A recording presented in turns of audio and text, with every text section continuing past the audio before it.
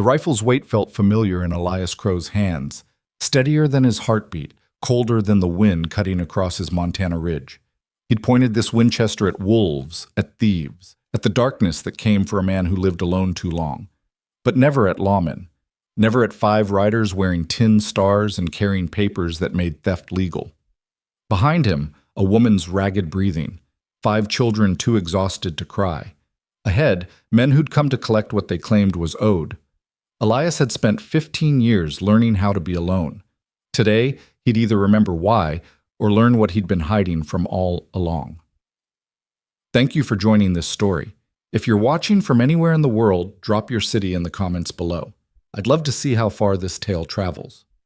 Now, let's begin where it truly starts, with a man who thought he'd already lost everything. The autumn sun hung low over Crow's Ridge, painting the Montana grasslands in shades of amber and rust. Elias Crow stood on his porch, coffee growing cold in his tin cup, watching the horizon with the practiced stillness of a man who'd learned to read weather, distance, and trouble with equal precision. 52 years had carved lines into his face, deep as the coulees cutting through his 1,200 acres. Gray threaded through his dark hair, and his hands bore the permanent stains of leather, iron, and earth. He'd built this ranch from nothing, 16 years of sweat, silence, and a determination to disappear into work so consuming it left no room for memory. The main house stood sturdy against the wind, logs chinked tight, roof solid. Corrals stretched in neat angles. His herd of 20 cattle grazed the western pasture, small but healthy. It wasn't an empire. It was a fortress of solitude, and he'd defended it with relentless routine. The coffee tasted like ash. Everything did lately. Elias dumped the cup over the porch rail and turned back toward the door. That's when he saw them. 5 shapes moving through the tall grass at the property's eastern boundary, maybe half a mile out. Too small to be riders, too slow to be deer. His hand found the Winchester leaning beside the doorframe without conscious thought, fingers checking the load from muscle memory alone. He waited, watched. The figures stumbled, fell, rose again. Children, his mind registered with dull surprise. And an adult, a woman, carrying the smallest child while the others clung to her skirts. Elias descended the porch steps, rifle loose in one hand, and began walking toward them. The grass whispered against his boots. A hawk circled overhead, calling out in sharp cries that echoed across the emptiness. He'd lived alone so long that approaching people felt like moving through a half-remembered dream. When he got within 50 yards, the woman collapsed. She didn't faint gracefully. She simply gave out, knees buckling, the toddler in her arms tumbling onto the grass with a thin wail. The other children swarmed around her immediately, their voices high with panic. "Mama! Mama! Get up! Please, Mama!" Elias broke into a run. The woman lay on her side, breathing in harsh gasps, her dress torn and filthy, her dark hair matted with sweat and dust. The children ranged in age from maybe 3 to 13, 4 boys and a girl, all hollow-eyed and bone-thin. They stared at him with the frozen terror of rabbits cornered by a predator. "Easy," Elias said, his voice rough from disuse. He crouched down, setting the rifle in the grass. "I'm not going to hurt you." The oldest boy, gangly, maybe 13 with his mother's dark hair, stepped between Elias and the woman. His fists were clenched, his jaw set despite the trembling in his thin shoulders. "Don't touch her." Elias held up both hands, palms out. "Son, your mama needs water and rest. You all do. My ranch is right there. See that house? I got food, blankets, a bed. I'm offering help, that's all." "Men always offer help." The boy's voice cracked on the words. "Then they want payment." Something in Elias's chest twisted, a sensation so unfamiliar it took him a moment to recognize it as pain. He'd spent years building walls against feeling anything, and this boy's exhausted defiance had found a crack he didn't know existed. "Not this man," Elias said quietly. "Not today." The woman stirred, lifting her head with visible effort. Her face was gaunt, beautiful despite the desperation carved into every line. Her eyes, gray as storm clouds, fixed on Elias with a mixture of hope and terror that made him want to look away. "Please," she whispered. "The children. Whatever you want from me, I'll give it. Just help the children." Elias stood, anger kindling in his gut, not at her, at whatever had brought a woman to this point where she'd barter herself to a stranger for her children's lives. Ma'am, I want exactly nothing from you except to get you all inside before you die out here. Can you walk? She tried to rise and failed. The toddler, a little boy with dirt-streaked cheeks, wrapped his arms around her neck and started crying in earnest. The sound cut through the autumn air like a wound.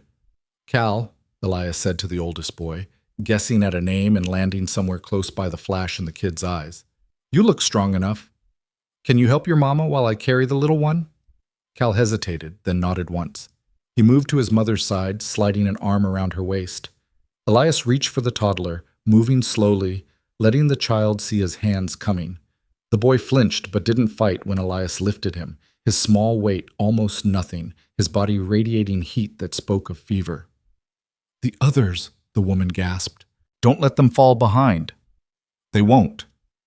Elias looked at the remaining 3 children, 2 boys who might be 7 and 9, and a girl of maybe 5 with tangled blonde hair and eyes too old for her face.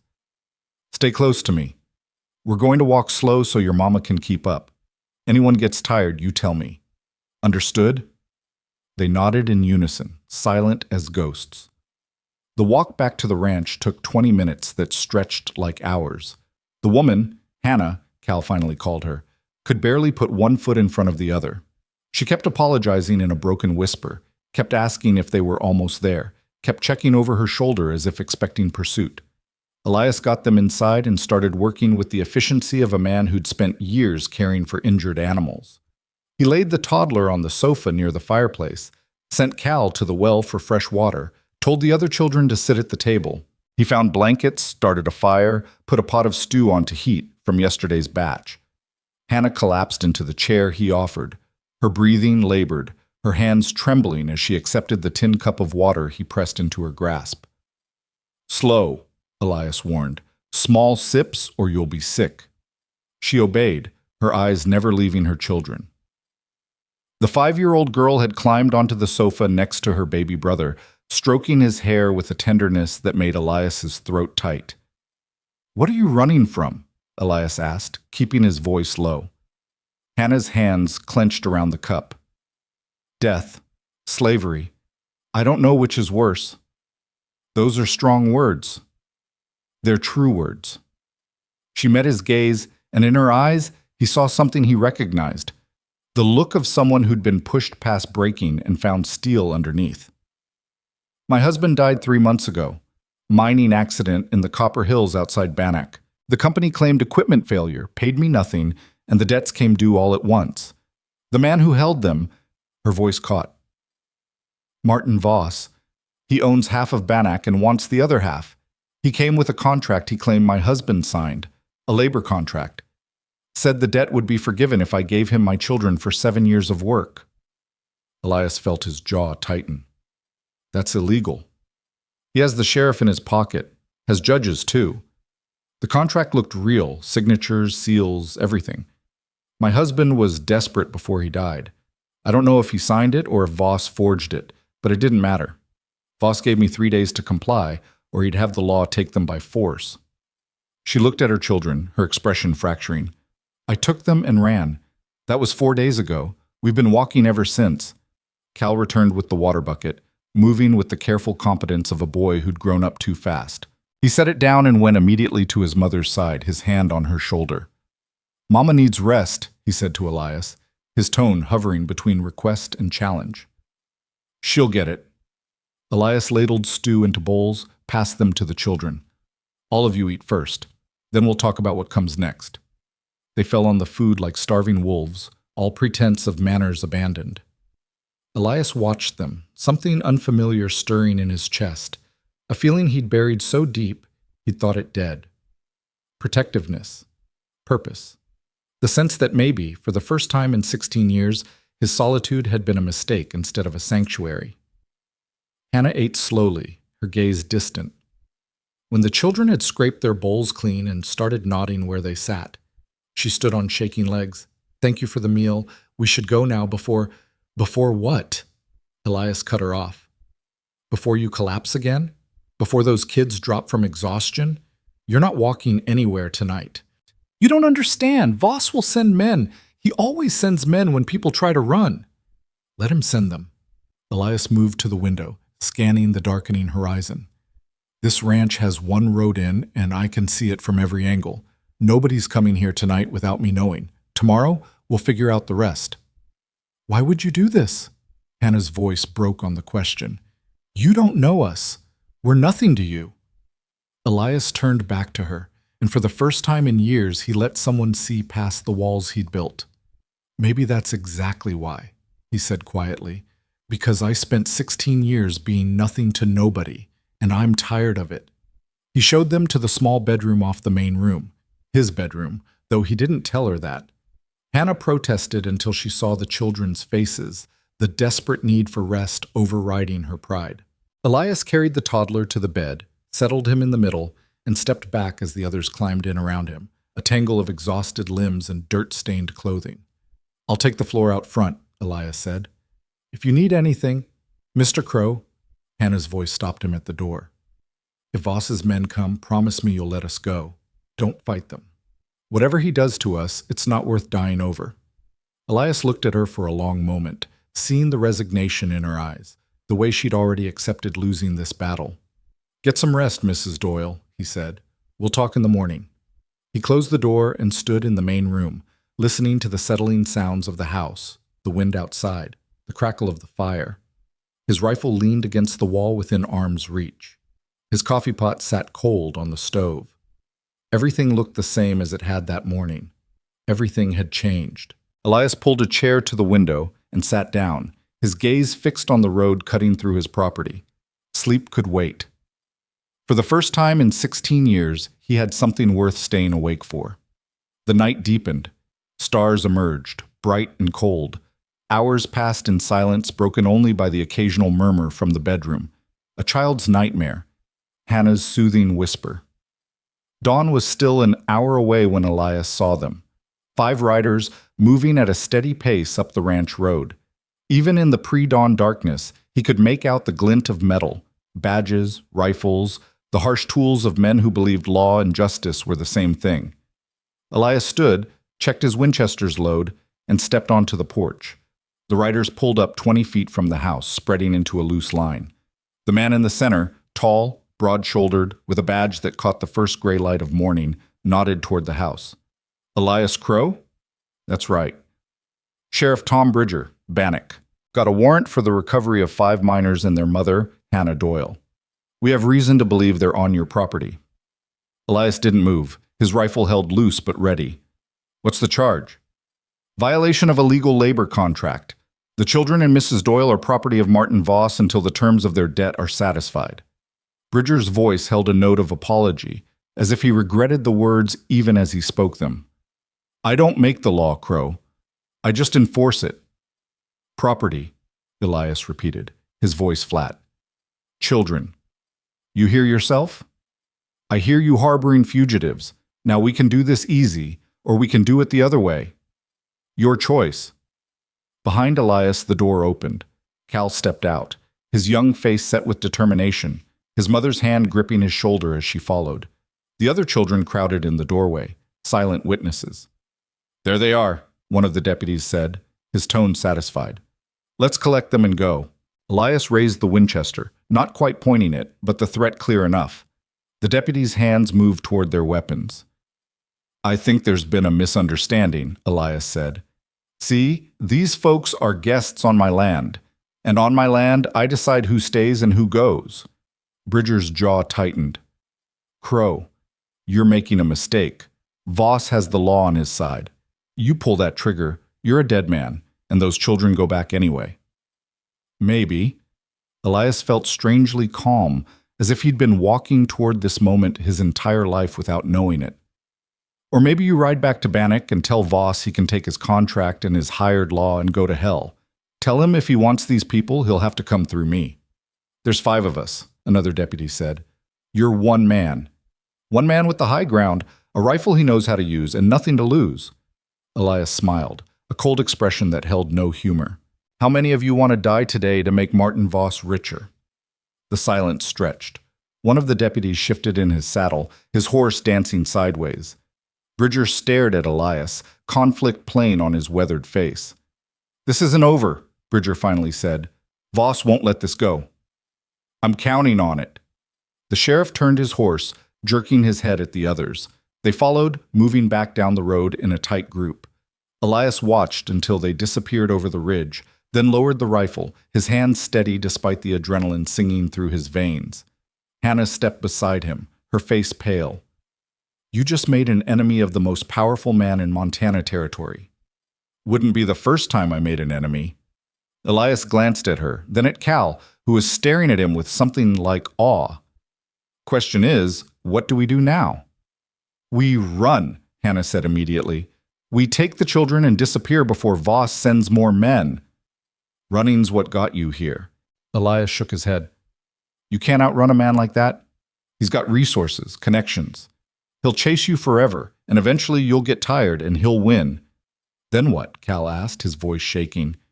"We just wait for him to come back with an army?" Elias looked at the boy, seeing himself at that age, angry, scared, desperate for someone to tell him there was a way forward that didn't end in surrender or death. "No," Elias said slowly, an idea forming. "We make him come here. And when he does, we make sure he leaves with nothing but regrets." Hannah's laugh was bitter. "You think one rifle and good intentions can stop Martin Voss?" "I think," Elias said, "that a man who's willing to enslave children probably has other sins he'd rather keep hidden. And I think if we're smart, we can find those sins and use them to bury him." Cal's eyes widened. "You mean fight him legally? With evidence?" "I mean fight him every way we can." Elias turned to face them fully. "But that means staying here. Means trusting me to keep you safe while we figure this out. It means risk." Hannah studied him for a long moment, and Elias felt the weight of her scrutiny. A mother's assessment, searching for weakness, for lies, for the selfish motive that always seemed to lurk behind men's generosity. Whatever she saw must have satisfied her, because she nodded slowly. "Okay," she said. "We stay. But I need to know, why are you really doing this?" Elias considered lying, offering something noble and simple, but something about the dawn light and the exhausted children and the feeling of purpose burning in his chest demanded truth. 16 years ago, I lost someone. After that, I decided the safest thing was to never care about anyone again. Built this ranch, built these walls, and told myself I was fine. He looked at the children, at Cal's fierce determination, at the little girl's thumb in her mouth, at the toddler asleep against his mother's shoulder. Maybe I was lying to myself. Or maybe I just needed someone to remind me that being alone isn't the same as being safe. Hannah's expression softened. She reached out and briefly touched his arm, a gesture of understanding, of shared grief, of alliance. "Then I guess we're all learning something," she said quietly. The sun broke the horizon, spilling gold across the Montana grasslands. Elias watched it rise, feeling something shift inside him, a door opening after years locked shut, letting in light he'd forgotten existed. Behind him, the children stirred, waking to a day they hadn't been sure they'd see. Inside the house, life was beginning again, noisy, messy, impossible to control. Elias smiled. For the first time in 16 years, impossible felt like exactly what he needed. The morning after the confrontation brought no relief, only the weight of consequence. Elias stood at the stove, frying salt pork and eggs while Hannah moved quietly behind him, setting tin plates on the table with hands that still trembled slightly. The children had woken slowly, emerging from the bedroom with the cautious movements of people who'd learned that safety could evaporate without warning. Cal sat at the table's edge, his posture rigid, eyes tracking every shadow that passed the window.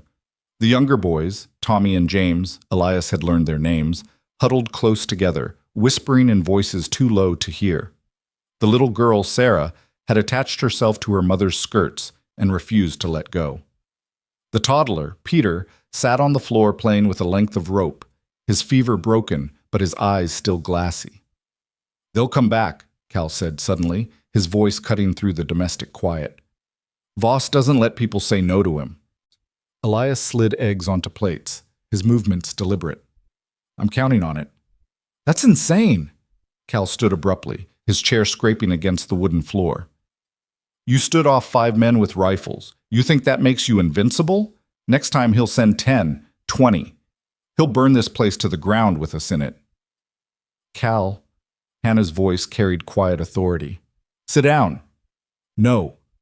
The boy's hands clenched into fists. We should leave now while we have the chance. Run for the border. Find somewhere he can't reach us. There is nowhere he can't reach, Hannah said, exhaustion weighing down each word. We talked about this. Running just delays the inevitable. Better delayed than dead. Cal turned to Elias, his young face twisted with frustration and fear. You don't know him. You don't know what he's capable of. Elias set the skillet aside and faced the boy fully. You're right. I don't know him. But I know men like him. And I know that men like that count on fear. They build empires on people who are too scared to fight back. Fear keeps you alive. Sometimes. Elias pulled out a chair and sat down, gesturing for Cal to do the same. After a moment's hesitation, the boy complied. Other times, fear is just another kind of death. Slower, maybe, but just as final. Tommy, the 7-year-old, spoke up in a small voice. Pa used to say that. The room went quiet.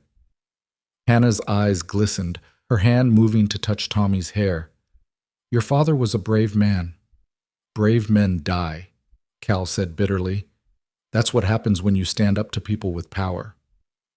Your father didn't die standing up to anyone. Hannah's voice turned sharp.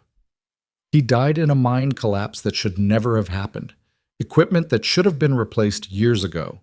Safety measures that Voss's company ignored because profit mattered more than lives. Elias watched her face harden with each word, grief transforming into something more useful. Anger. How many men died with him? He asked quietly. 7. Hannah met his gaze. 7 men with families. Voss paid each family $50 and told them to be grateful. Called it an act of generosity. And the investigation? What investigation? She laughed, the sound hollow. The sheriff declared it an accident. Case closed within a week. The mine reopened the next day with new workers who needed the money too desperately to ask questions. Elias felt the old familiar burn in his chest, the anger he'd learned to bury, the sense of injustice that had once driven him before he'd chosen isolation instead. So Voss has the sheriff in his pocket, probably the judge too. Who else? The mayor. The banker. Half the merchants in Bannock. Hannah ticked them off on her fingers. He controls the largest employer, owns most of the land, and holds enough debt to ruin anyone who crosses him. That's why the labor contract works. People can't fight back when they owe him everything. People can't fight back alone, Elias corrected. That's different. Cal leaned forward, a spark of hope fighting through his skepticism. What are you thinking? I'm thinking that a man that powerful has made enemies, people he's crushed, cheated, hurt, and I'm thinking that if we can find those people, we might have allies. Elias stood and moved to the window, scanning the horizon out of habit. But first I need to know exactly what we're dealing with. That contract. Did you see it? Hannah shook her head. Voss showed it to me, but he wouldn't let me take it. Said I'd have a copy once I signed the children over. Convenient. Elias turned back. What did it say exactly? That my husband had borrowed $3,000 from Voss's private lending operation. That in exchange for forgiveness of the debt, our children would work in Voss's households and businesses for 7 years, with room and board provided. Her voice cracked. 7 years. Sarah would be 12. Peter would be... She couldn't finish. It's slavery, Cal said flatly, just dressed up in legal words. It's fraud, Elias countered. Has to be. Did your father ever mention borrowing that kind of money? Hannah hesitated. He borrowed money to buy equipment for a claim he wanted to work after leaving the company mine, but it was maybe $500, and he was paying it back. He showed me the ledger. Where's that ledger now? Gone. When I went to pack our things, the house had been ransacked, everything of value taken, including all of Robert's papers. Elias filed that information away, his mind working through possibilities. Who held the original loan? A man named Chester Finn. He has a small office on Silver Street, does lending to miners and prospectors. Is he one of Voss's men? I don't think so. Hannah's brow furrowed. He came to the funeral, told me to take my time with the payments, that he understood how hard things were. He seemed genuine. Then he's our first stop. Cal straightened. You're going into Bannock? That's suicide. I'm going to have a conversation with a banker. You're staying here with your family. Elias pulled on his coat, checking that his pistol sat secure in its holster. I need to understand what we're really fighting. Can't do that from behind these walls. What if they arrest you? Hannah asked, fear threading through her voice. What if Voss has already told the sheriff to bring you in for harboring us? Then I'll know exactly how compromised the law is in this territory. Elias settled his hat on his head. And I'll deal with it accordingly. That's not a plan. That's just walking into a trap. Maybe. He moved toward the door, then paused. But sometimes you have to see the trap to figure out how to spring it. The ride into Bannock took 3 hours, the autumn sun climbing toward noon as Elias pushed his horse at a steady pace. The town had grown since his last visit 2 years ago.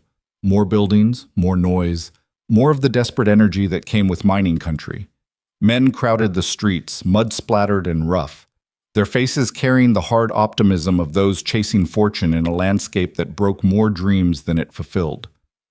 Elias found Silver Street without difficulty, a narrow lane lined with small offices and warehouses.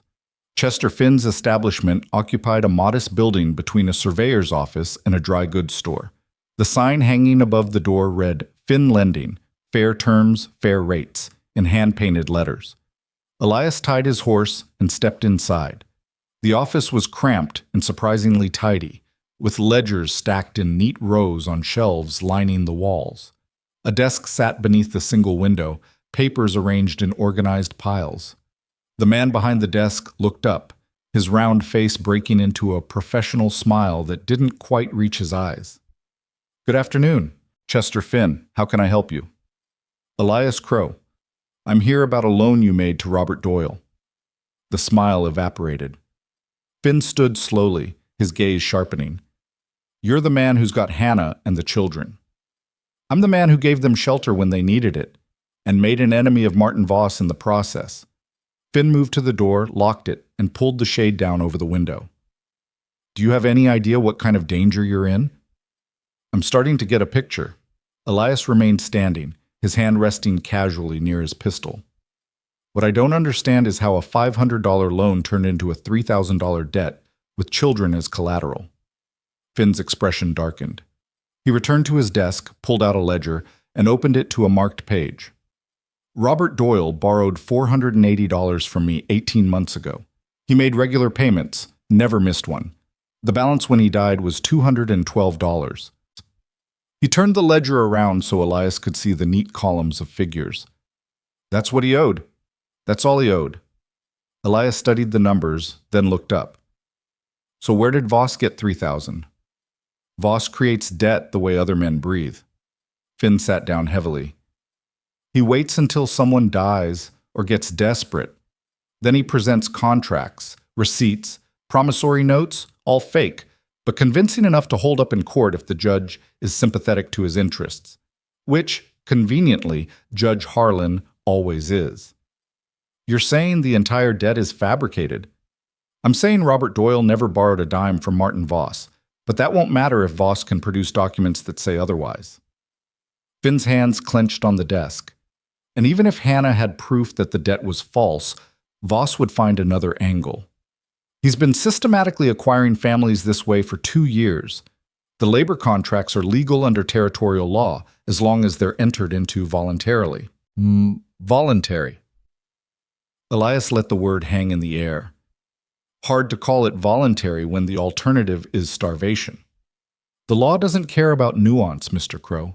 It cares about signatures and seals and men with enough money to make judges see things their way. Elias leaned forward, his voice dropping. How many families has he taken? Finn was quiet for a long moment. 17 that I know of, maybe more. The children work in his houses, his businesses, his mines. The adults are scattered, some working off their own debts, some just disappeared. He's building something, Mr. Crow, an empire built on the backs of people who have nowhere else to turn. And nobody's tried to stop him? People who try to stop Martin Voss tend to have accidents. Finn met Elias's gaze steadily. Or they find their property seized for unpaid taxes they never owed, or their businesses mysteriously burned down. He's untouchable because he's made himself the backbone of this town's economy. Cross him, and you don't just lose, you cease to exist. Elias straightened, his jaw tight. I need a copy of Robert Doyle's real loan record, something that proves the 3,000 is fiction. I can give you that, but it won't be enough. Voss's documents will look more official, more legitimate.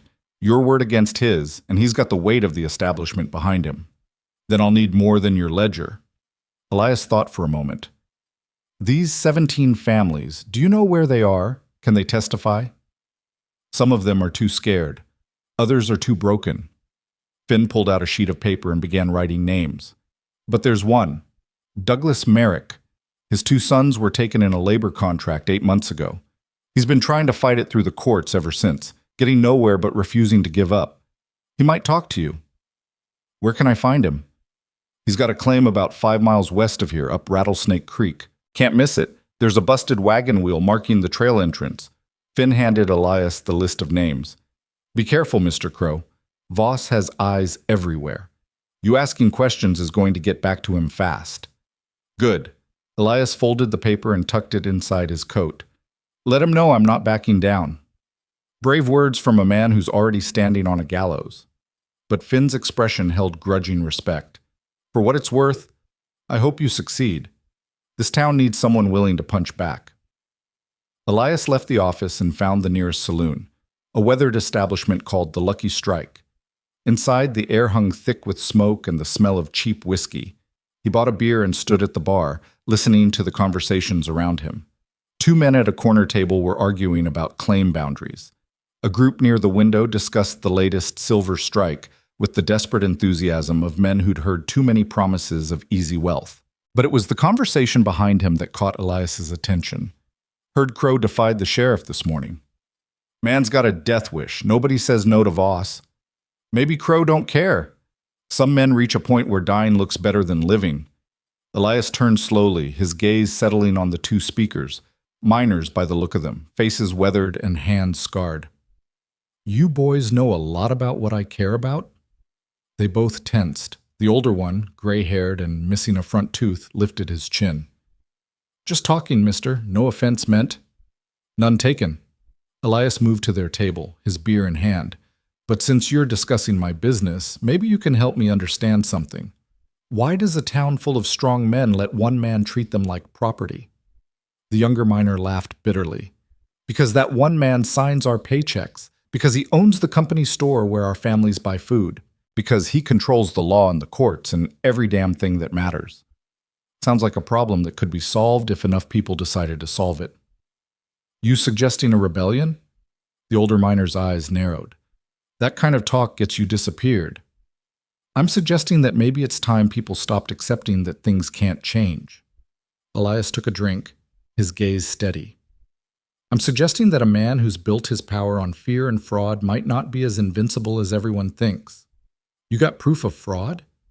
Working on it. The younger miner leaned forward, his voice dropping. My sister's boy works in Voss's main house. Been there 9 months on a contract his father signed before he died. Kid's 12 years old, working 16-hour days, sleeps in a room with 8 other children. You tell me that's legal.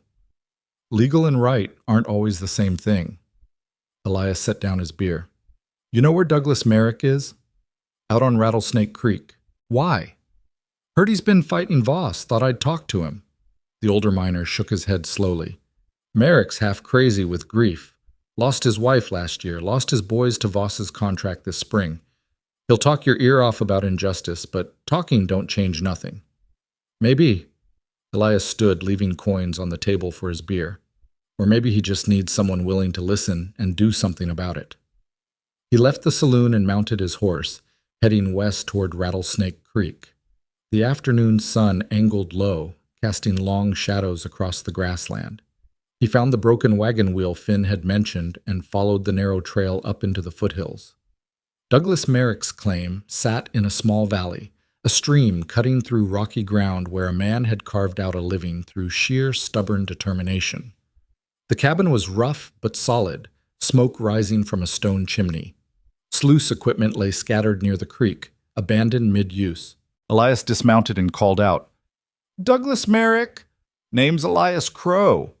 Chester Finn sent me." The cabin door opened and a man emerged, tall, gaunt, with eyes that burned with the intensity of someone clinging to purpose by will alone. He held a shotgun, not quite pointing it, but not exactly friendly either. "You're the one sheltering the Doyle family." "That's right."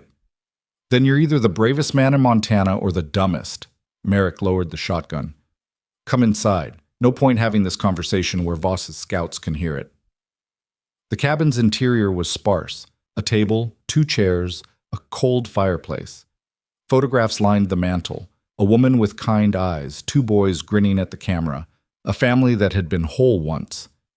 Merrick saw Elias looking, and his expression hardened. "My wife, Emma, died of fever last winter. My boys, Daniel and Matthew, taken by Martin Voss 4 months ago." He sat down heavily. "I've been fighting him in court ever since.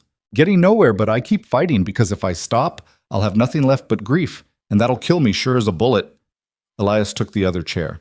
"Tell me about the contract." "Emma's medical bills nearly broke us. When she died, I was left with $800 in debt to the doctor and the undertaker. Voss showed up 3 days after the funeral with a promissory note claiming I owed him $1,500. Said my boys could work it off in 2 years. Merrick's hands clenched. I knew it was a lie, but I couldn't prove it. He had documents with my signature, forged, but good forgeries. The judge ruled in his favor. Where are your boys now? Daniel's working Voss's ranch 30 miles south. Matthew's in the main house in town doing God knows what. Merrick's voice cracked. I see them once a month if I'm lucky. They're getting thin, getting hard, growing up in ways boys shouldn't have to grow up. Elias leaned forward. If I could prove the debt was fake, would you testify? Publicly, in court? Testify? Merrick stared at him. Against Voss? With what protection? The moment I open my mouth, I'm a dead man. What if you weren't alone? What if there were others willing to stand with you? There are no others. Everyone's too scared or too broken or too bought off. But something flickered in Merrick's eyes. Hope, fragile as new ice. Chester Finn gave me 17 names, families Voss has taken. If we can get even half of them to speak up, to show the pattern's obvious, the judge ignores it. Then we go over the judge's head, territorial governor, federal marshal, someone who isn't in Voss's pocket. Merrick laughed, the sound harsh. You really think authority works that way? That justice just appears if you ask the right person? No. Elias's voice turned cold. I think justice is something you have to fight for. And I think if enough people fight together, even men like Voss can fall. The 2 men sat in silence, the weight of impossible odds pressing down on them. Outside, the wind picked up, rattling the cabin's shutters. Finally, Merrick spoke. What do you need from me? Everything you've got. Documents, testimony, names of people who might corroborate your story. And I need you to stay alive long enough to use it. That's asking a lot. I know. Merrick stood and moved to a trunk in the corner. He pulled out a worn folder, its contents bulging with papers. 8 months of fighting, petitions, affidavits, copies of the fake debt documents, all of it useless so far, but it's yours if you think you can do something with it. Elias took the folder, weighing it in his hands. I'll do everything I can. That might not be enough. Then I'll do more than that. Merrick walked him to the door, his shotgun now resting against the wall, a gesture of trust that felt more significant than words. Crow, why are you doing this? Those aren't your kids. That's not your fight. Elias swung into his saddle, the folder secured in his saddlebag. The question hung in the cooling air, demanding honesty. Maybe I'm tired of watching good people get crushed while I do nothing. Or maybe I just needed a reason to remember that some things are worth fighting for, even when the odds are impossible. He turned his horse toward the trail. Either way, it's my fight now. The ride back to the ranch took longer in the fading light. Elias arrived well after dark, the windows of his cabin glowing warm with lamplight. He could hear voices inside. Hannah singing something soft, children laughing. the ordinary sounds of family life that his home had never held before. He unsaddled his horse and stepped inside. Hannah looked up from where she was mending one of Tommy's shirts, relief flooding her face. "You're back." "Told you I would be." Elias set the folder on the table. "And I brought proof that Voss is exactly what we thought he was, a fraud and a thief." Cal appeared from the bedroom, eyes bright with curiosity. "What kind of proof?" "The kind that might get us all killed if we're not careful." Elias pulled off his coat, "but also the kind that might give us a fighting chance." He told them everything: Finn's ledgers, Merrick's story, the 17 families caught in Voss's web. Hannah listened with growing anger, her hands still on the mending. Cal paced, his young mind clearly working through strategies. Even the younger children grew quiet, sensing the seriousness of the conversation. When Elias finished, Hannah spoke carefully. "So we have proof that he's been doing this to others. But how does that help us stop him from doing it to us?" "It shows pattern and practice.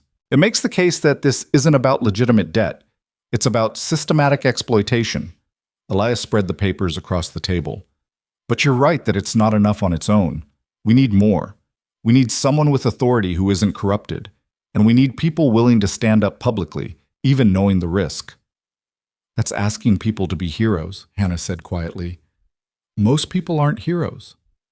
"No," Elias agreed. "Most people are just trying to survive.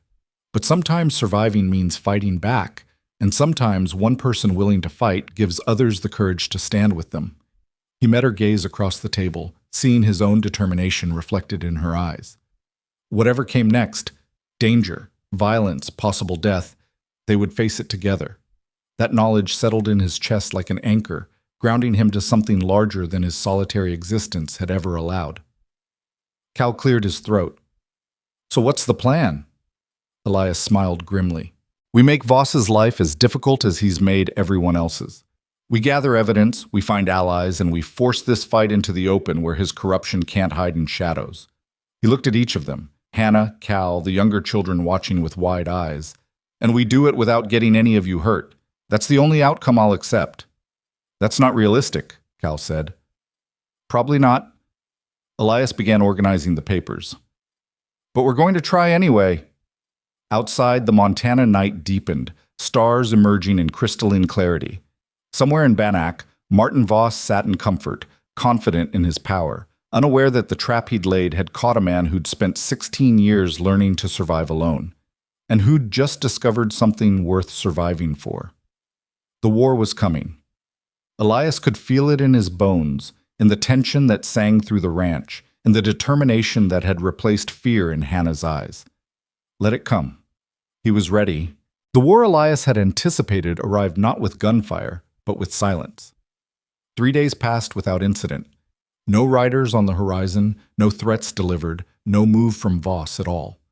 The quiet felt more menacing than any confrontation, like the stillness before a storm breaks.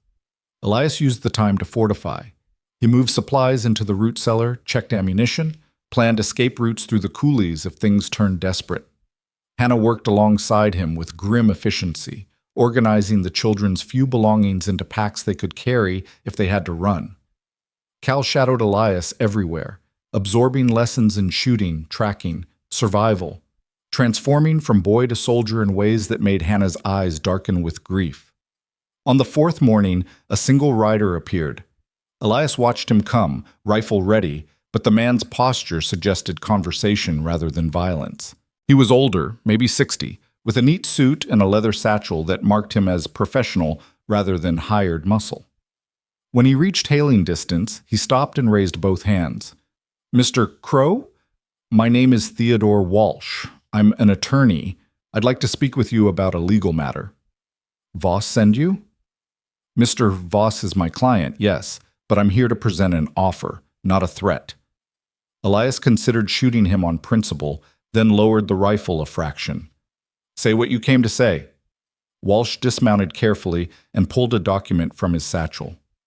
"Mr. Voss is prepared to forgive the Doyle family's debt entirely and withdraw all claims on the children.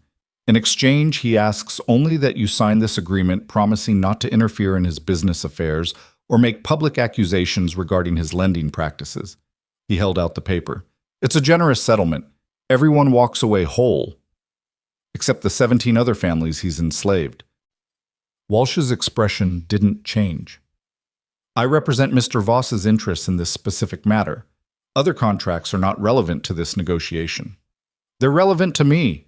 Elias stepped off the porch, stopping 10 feet from the attorney. Tell Voss I'm not interested in buying my peace while he continues destroying lives. Mr. Crow, I urge you to reconsider. Mr. Voss is offering you a dignified exit from a situation that could become extremely unpleasant. Walsh's tone remained professionally neutral, but something flickered in his eyes, concern, maybe, or warning. He has legal authority on his side. Sheriff, judge, territorial officials. If this goes to court, you will lose. If it goes to violence, you will lose more permanently. Then I guess I'll lose. Walsh carefully returned the document to his satchel. I'm required to inform you that if you reject this offer, Mr. Voss will pursue all available legal remedies to recover his property and punish those who have harbored fugitives from lawful contracts. The consequences will be severe. The children aren't property, they're human beings. The law disagrees. Walsh mounted his horse, his movements weary. For what it's worth, Mr. Crow, I hope you know what you're doing. Martin Voss doesn't make offers twice. He rode away at a measured pace, disappearing over the ridge without looking back. Elias stood watching until he vanished, aware of Hannah beside him, her presence solid despite the fear he could feel radiating from her. He's going to come for us now, she said quietly. With everything he has. Yes. We could still run, take the children and disappear before he makes his move. Elias turned to face her. The morning sun caught the gray in her eyes, turned them silver.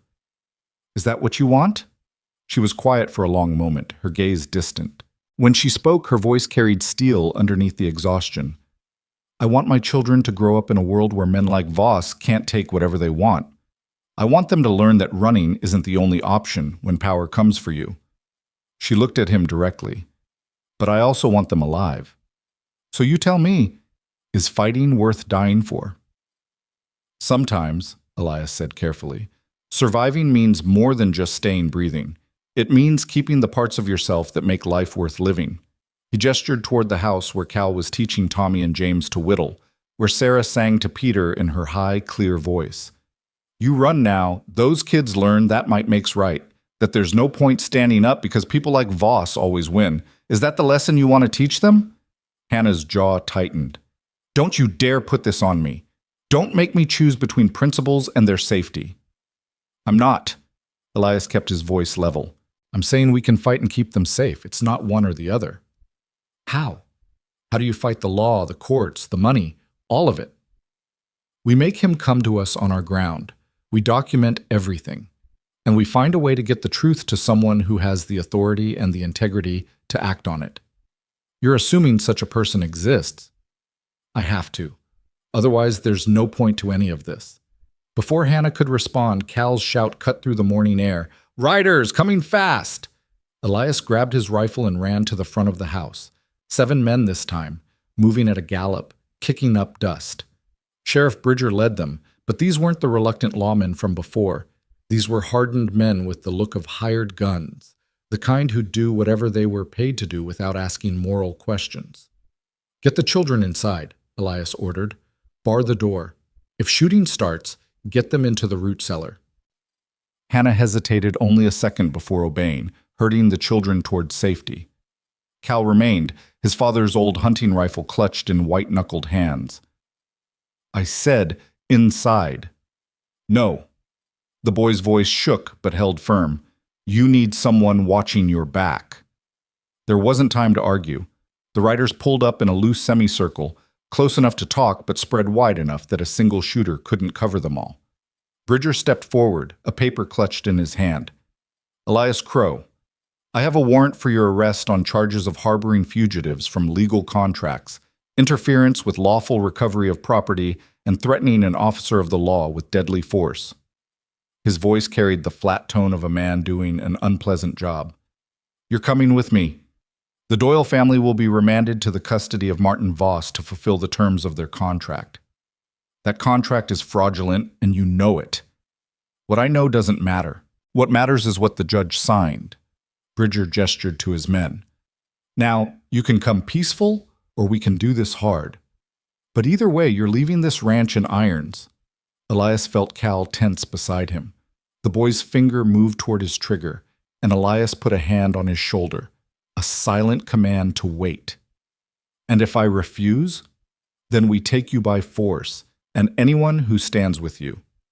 One of the hired guns, a lean man with cold eyes and a tied-down holster, grinned.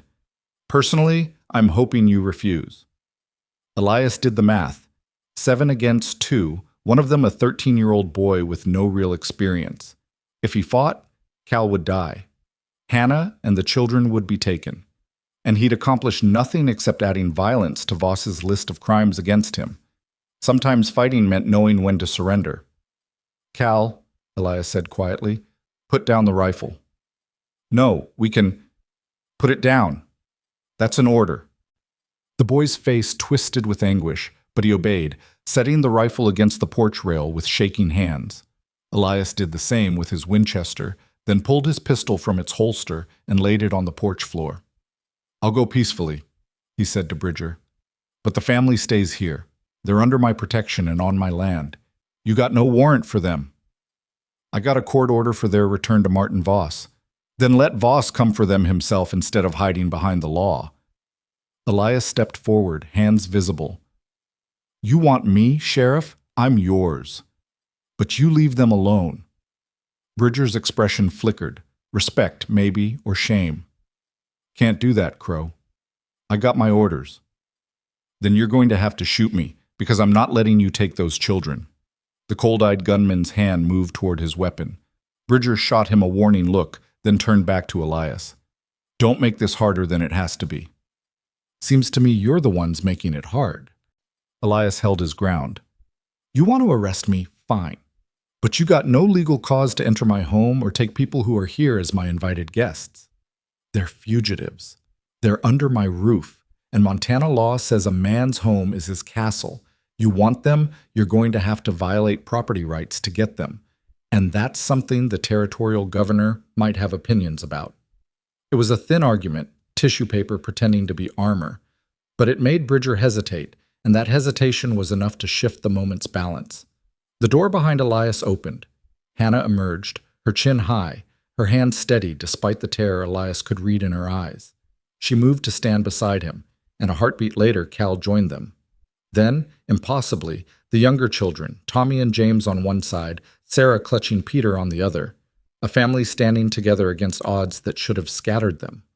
Bridger stared at them, and something in his weathered face cracked. He'd seen too much, enforced too many unjust laws. And this, a woman and children facing down armed men with nothing but courage, was apparently the breaking point. Marshal, one of the hired guns said impatiently, we doing this or not? Bridger ignored him. He looked at Elias, then at Hannah, then at the children. Finally, he folded the warrant and tucked it inside his coat. I'm going back to town, he said slowly. I'm going to tell Mr. Voss that you weren't here, that I searched the property and found it empty. He held up a hand as the gunman started to protest. And if any of you have a problem with that, you can take it up with me personally. The cold-eyed gunman's face darkened. Voss ain't gonna like this. Then Voss can come out here himself and enforce his own damn contracts. Bridger mounted his horse, his movements stiff. He looked down at Elias one last time. I can buy you maybe 2 days before he sends someone who doesn't have a conscience. Use them wisely. He wheeled his horse and rode away. The other deputies followed, though the hired guns lingered, their expressions promising future violence. Eventually, they too departed, leaving nothing but dust and the echo of hoofbeats. Cal let out a breath that was almost a sob. I thought we were dead. We still might be. Elias ushered them all back inside, his mind racing. Bridger bought us time, but he's right. Voss won't wait long. He'll come with men who don't care about law or conscience, and when he does, we won't be able to talk our way out. Then what do we do? Hannah's voice remained steady, but her hands trembled as she gathered the younger children close. We changed the game. Elias moved to the table and spread out the documents he'd gathered. Finn's ledgers, Merrick's testimony, the list of 17 families. Bridger showed us something important just now. He's got a conscience. He's still human under that badge, which means others might be too. We've been thinking of this as us against Voss, but maybe it's really us against Voss and the people he's corrupted. If we can reach those people, remind them who they are. That's a hell of a gamble, Cal interrupted. Banking on the goodness of people who've been letting this happen for years. You got a better idea? The boy had no answer. Hannah, though, was staring at the documents, her expression thoughtful. The territorial governor. He's in Virginia City, isn't he? About 100 miles north. Elias saw where she was going. You thinking we appeal directly to him? I'm thinking someone needs to get this evidence in front of someone Voss doesn't own, someone with the authority to investigate, to override local corruption. She looked up. It's a long shot, but it's something. It's more than something, Elias said slowly. It might be the only shot we have. He turned to Cal. How fast can you ride? The boy straightened. Fast enough? Why? Because you're going to Virginia City. Tonight, soon as it's dark. You take these documents, you find the territorial governor, and you make him listen. Elias began organizing papers, selecting the most damning evidence. Your mama will write out her testimony. I'll add mine. Merrick's documents prove the pattern. Together, it might be enough to trigger an investigation. And while I'm gone, Cal's voice wavered between fear and excitement. What happens here? We hold. Elias met his eyes. No matter what. Hannah gripped her son's shoulder.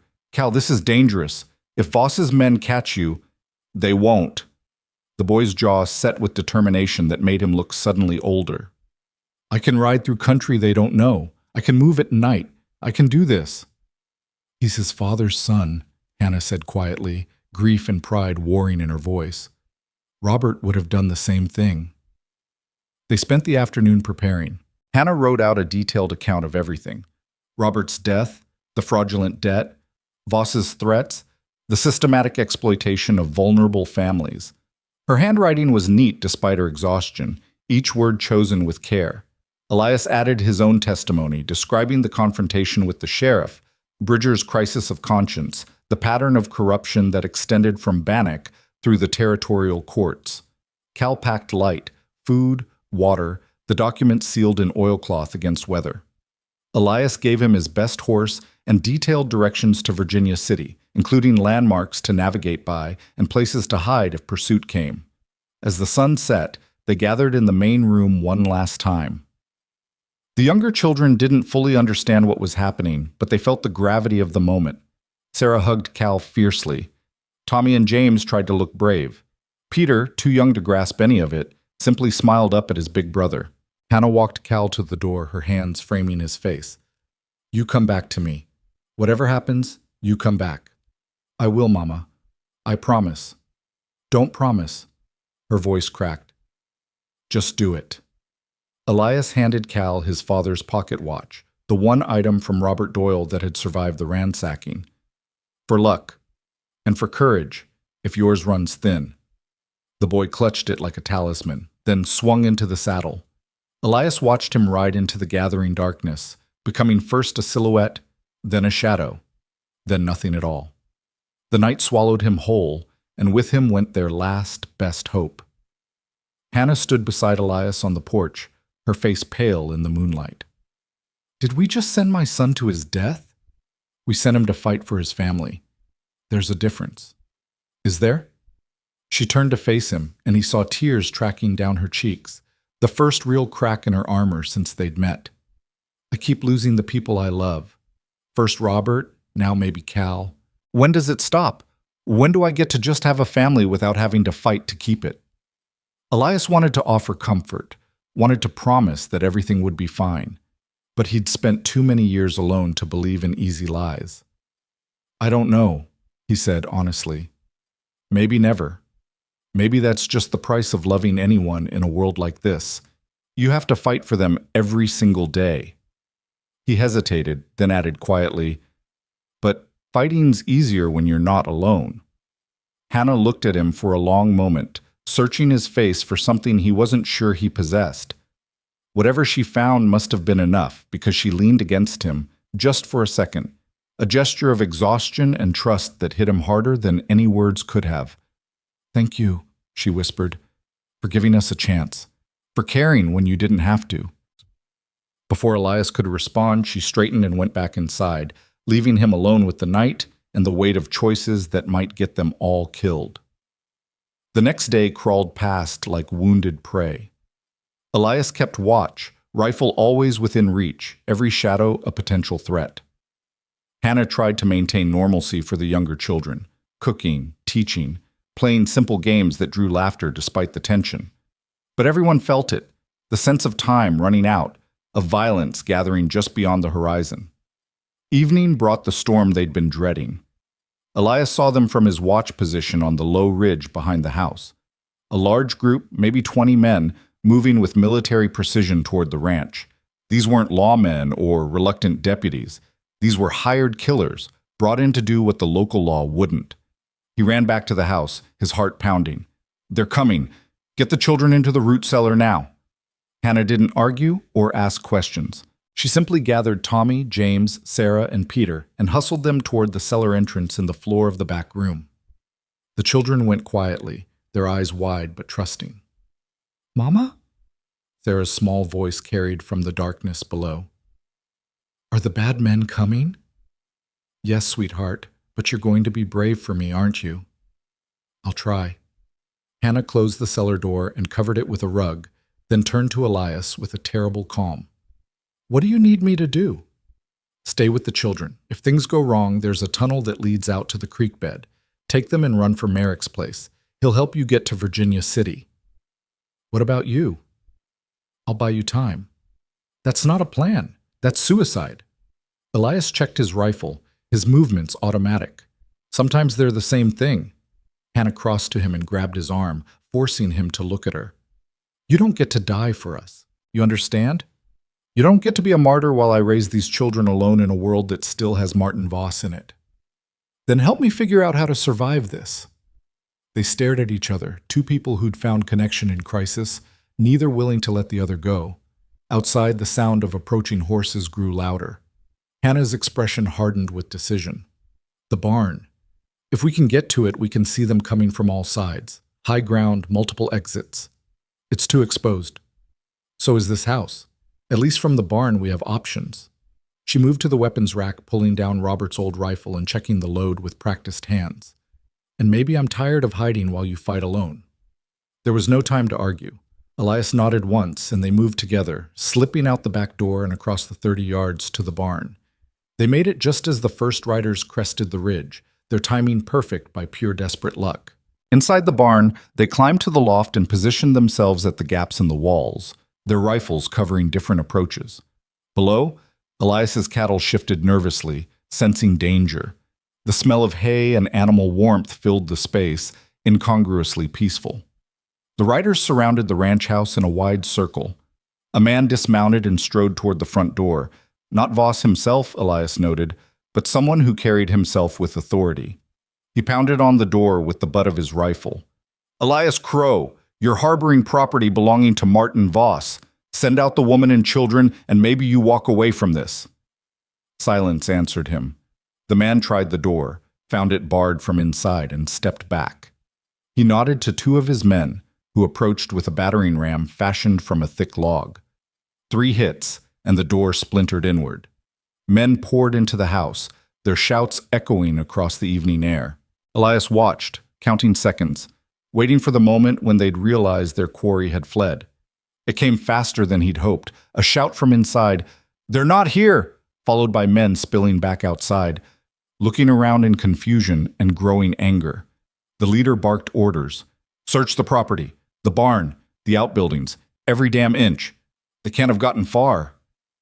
Men scattered, and Elias knew they had seconds before someone thought to check the loft. He glanced at Hannah, seeing his own grim determination reflected in her face. "When they come up that ladder," he said quietly, "we make them pay for every step." She nodded, her hand steady on her rifle. Together. The barn door crashed open.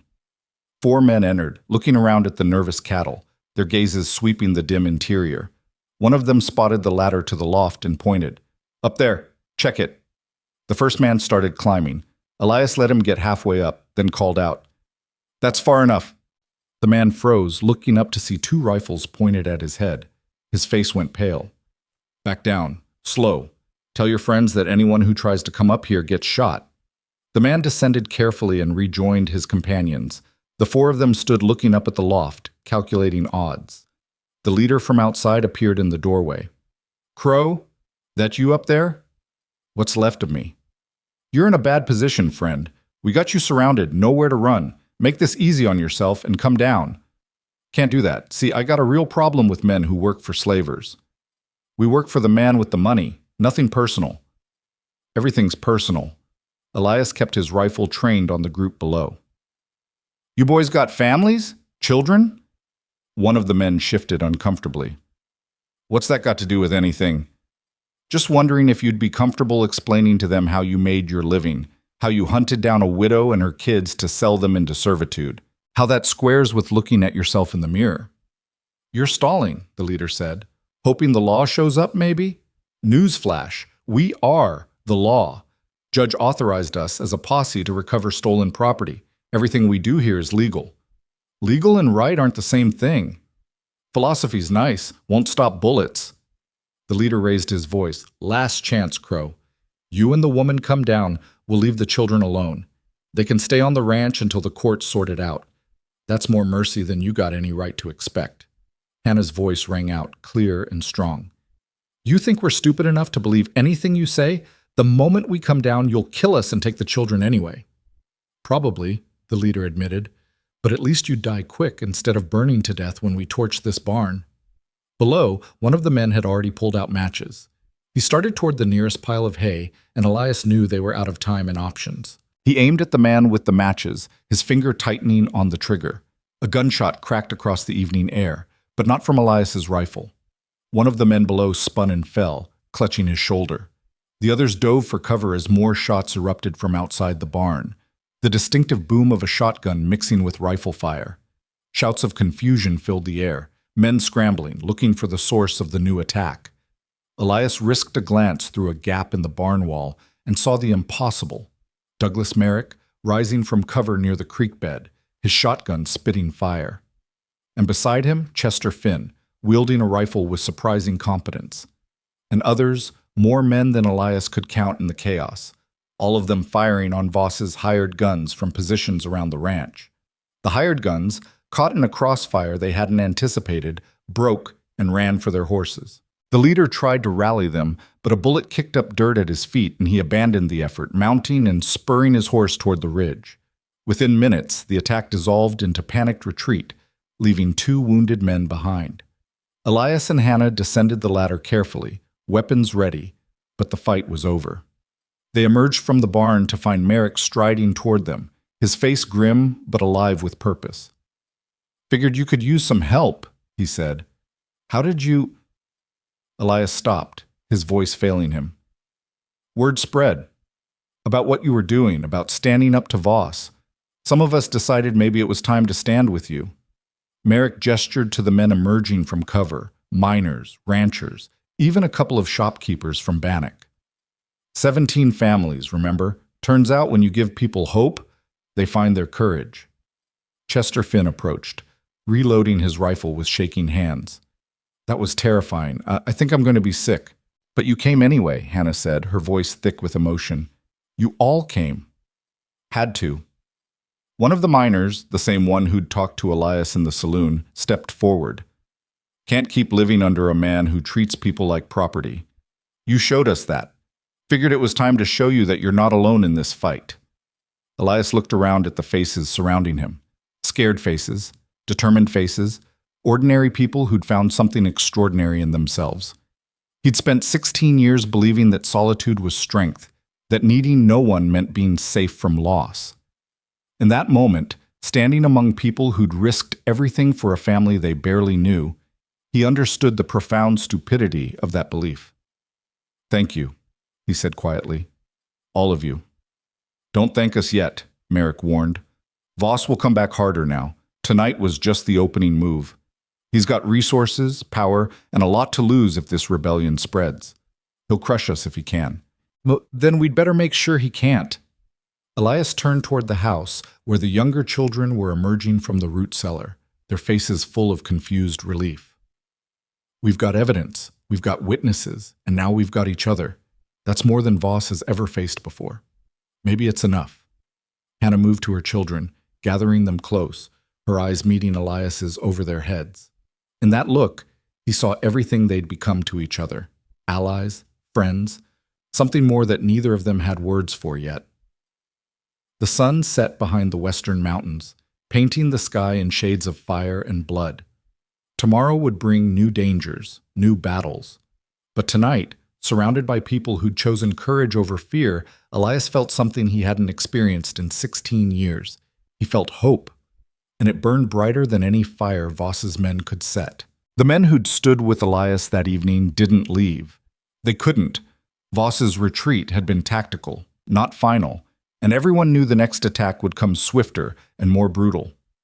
Merrick organized watches, positioning men around the property's perimeter with the efficiency of someone who'd thought through this scenario 100 times in sleepless nights. Chester Finn helped Hannah tend the two wounded hired guns they'd captured, one with a shoulder wound, the other nursing a shattered knee. The wounded men sat propped against the barn wall, their faces pale with pain and the dawning realization that they'd been on the wrong side of something larger than a simple debt collection. The one with the shoulder wound, a weathered man named Pike, kept looking at the children with something like shame. "Didn't know there'd be kids this young," he muttered, as Hannah bandaged his wound with more care than he deserved. "Voss said we were recovering stolen property, not hunting babies." "Would it have mattered if you'd known?" Hannah's voice held no sympathy. Pike was quiet for a moment. "Probably not. Man pays well and I needed the money. But it should have mattered. That's what's eating at me now." Elias crouched beside him, keeping his voice low. "Then help us. Tell us what Voss is planning.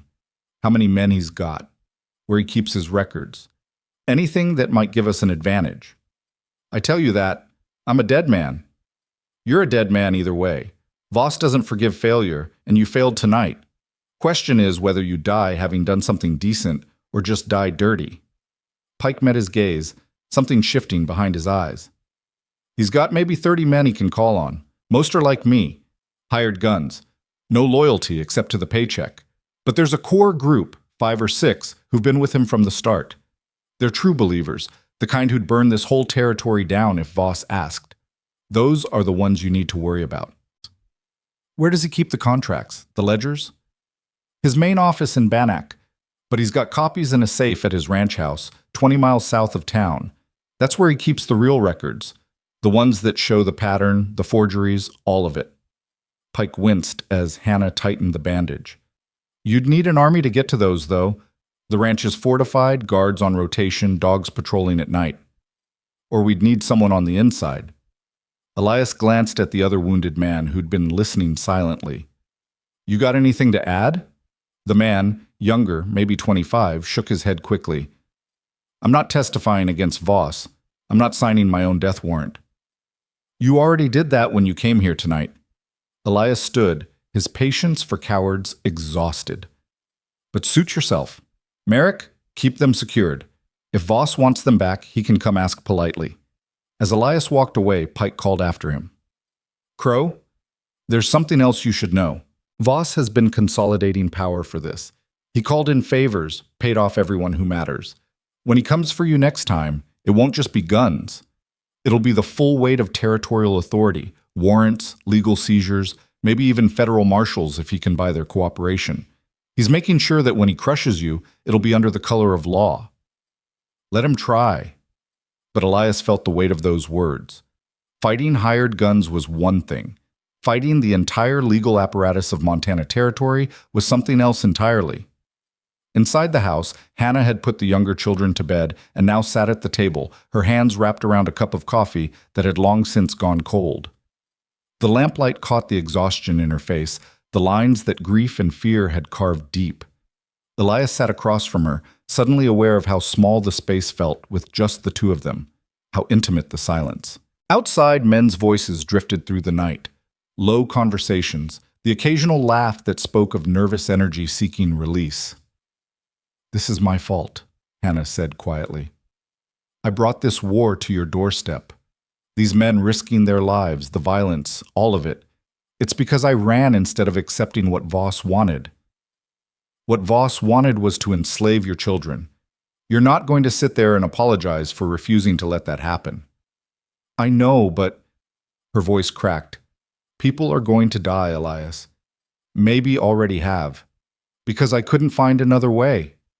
He reached across the table and took her hand, the gesture surprising them both. Her fingers were cold, trembling slightly.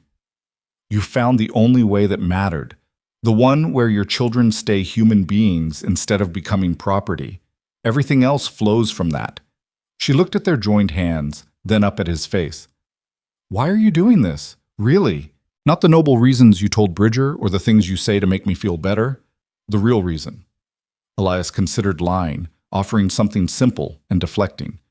But the night, the danger, the feeling of her hand in his, it all demanded truth. 16 years ago, I had a family, he said slowly. Wife named Catherine. Daughter named Emily, 8 years old. We were living in Kansas, trying to build a farm from nothing. One summer, cholera swept through the territory. I survived. They didn't. He paused, the old grief a familiar ache. After they died, I told myself I'd never care about anyone again. Packed up, moved west, built these walls, spent years perfecting the art of being alone. Hannah's grip on his hand tightened. Then you showed up, Elias continued. You and 5 exhausted kids, desperate and scared, and something in me just broke. Or maybe it finally started healing. I don't know. All I know is that for 16 years I've been half alive, going through motions, and suddenly I'm not anymore. Suddenly, I remember what it feels like to have a reason to get up in the morning beyond just surviving another day. That's a lot of weight to put on strangers. You're not strangers, not anymore. He met her eyes. You're the people I choose to stand with. Maybe that's all family really is. People you choose to fight for when fighting's all that's left. Hannah's eyes glistened in the lamplight. If we survive this, if Cal makes it back, if we somehow beat Voss, what happens then? Then we figure out what living looks like when you're not just running or hiding. Elias squeezed her hand gently. But we've got to survive first. The moment stretched between them, full of things neither could quite articulate. Then Hannah pulled her hand back, breaking the connection with visible reluctance. I should check on the children. Hannah, don't. She stood, her expression somewhere between hope and fear. Don't say anything else tonight. I can't. I need to keep my focus on getting through this. Everything else has to wait. She disappeared into the back room, leaving Elias alone with the guttering lamp and the weight of words unspoken. He understood. In the middle of a war, there was no space for softer feelings. Survival first. Everything else later, if later ever came. The night deepened. Elias made rounds of the sentries, checking positions, offering quiet words of encouragement to men who'd never held a rifle in anger before tonight. Merrick walked with him, the older man's presence solid and reassuring. They're scared, Merrick said as they moved through the darkness. Most of them have never been in a real fight. When Voss comes back, they'll hold, Elias interrupted. Fear's natural, running's natural, but they came here anyway, knowing what it might cost. That's the part that matters. You sound certain. I'm not, but they need someone to be, so I will be. Elias stopped at the ridge overlooking the eastern approach. You asked me once why I'm doing this. Same question Hannah just asked. You want the real answer? Merrick waited. Because I'm tired, Elias said simply. Tired of seeing good people get crushed. Tired of men like Voss taking whatever they want because no one has the courage to stop them. Tired of being alone. He turned to face Merrick. Your boys, Daniel and Matthew. When this is over, we're getting them back. All 17 families, every child Voss took. That's not negotiable. That's a promise you might not be able to keep. Then I'll die trying, but I won't die quiet. Merrick smiled grimly. Guess that makes 2 of us. Dawn came cold and gray, bringing with it a rider under a white flag. Elias recognized him, Theodore Walsh, the attorney who'd delivered Voss's offer days earlier. The man looked haggard, his suit rumpled, his professional composure badly frayed. "I need to speak with Crow," Walsh called from a safe distance. "No tricks, just conversation." Elias walked out to meet him, rifle slung but ready. "Come to make another offer." "Come to warn you." Walsh dismounted, his movements weary. "Voss is done playing by rules, even the corrupt ones. He's called in every favor, paid off every official. There's a federal marshal arriving in Bannock today, complete with documentation that you're harboring fugitives from legal contracts and resisting lawful arrest. The marshal will deputize Voss's men and come for you with the full authority of the federal government behind him." Federal marshal. Elias felt something cold settle in his gut. That's a new escalation. Voss is escalating everything. He's also putting pressure on every business in Bannock, threatening economic retaliation against anyone who supports you or shelters the families you're trying to protect. He's making this personal and total. Either he destroys you completely, or his entire system of control collapses. Walsh pulled out a flask and took a long drink. "I shouldn't be telling you this. He'll kill me if he finds out." "Then why are you?" Walsh looked toward the house, where Sarah was visible through the window, playing with her doll. "Because I have a granddaughter about that age. And last night, lying awake, I kept seeing her face when I thought about those children being taken. Kept imagining what I'd want someone to do if it were her." He met Elias's eyes. "I've made a career out of legal gymnastics, finding ways to make bad things look lawful. But there's a limit. There has to be. Help us prove the contracts are fraudulent. Testify about Voss's methods." "I can't. He'd destroy my practice, ruin my reputation. I'd never work again." "But you'd be able to look at your granddaughter." Walsh flinched. "That's not fair." "Nothing about this is fair." Elias softened his tone slightly. "I'm not asking you to be a hero, just asking you to stop being part of the problem. There's a difference." The attorney stood in silence for a long moment, wrestling with demons Elias couldn't see. Finally, he reached into his satchel and pulled out a leather-bound ledger. "This is Voss's private record," Walsh said quietly. "Names, dates, amounts, real numbers versus the fraudulent ones he presents in court. He keeps it to track his actual finances versus what he reports. I copied it last night when I realized I couldn't keep doing this." He handed it to Elias with shaking hands. "It's enough to destroy him if it reaches the right people, but it also destroys me because my signature is on half these contracts."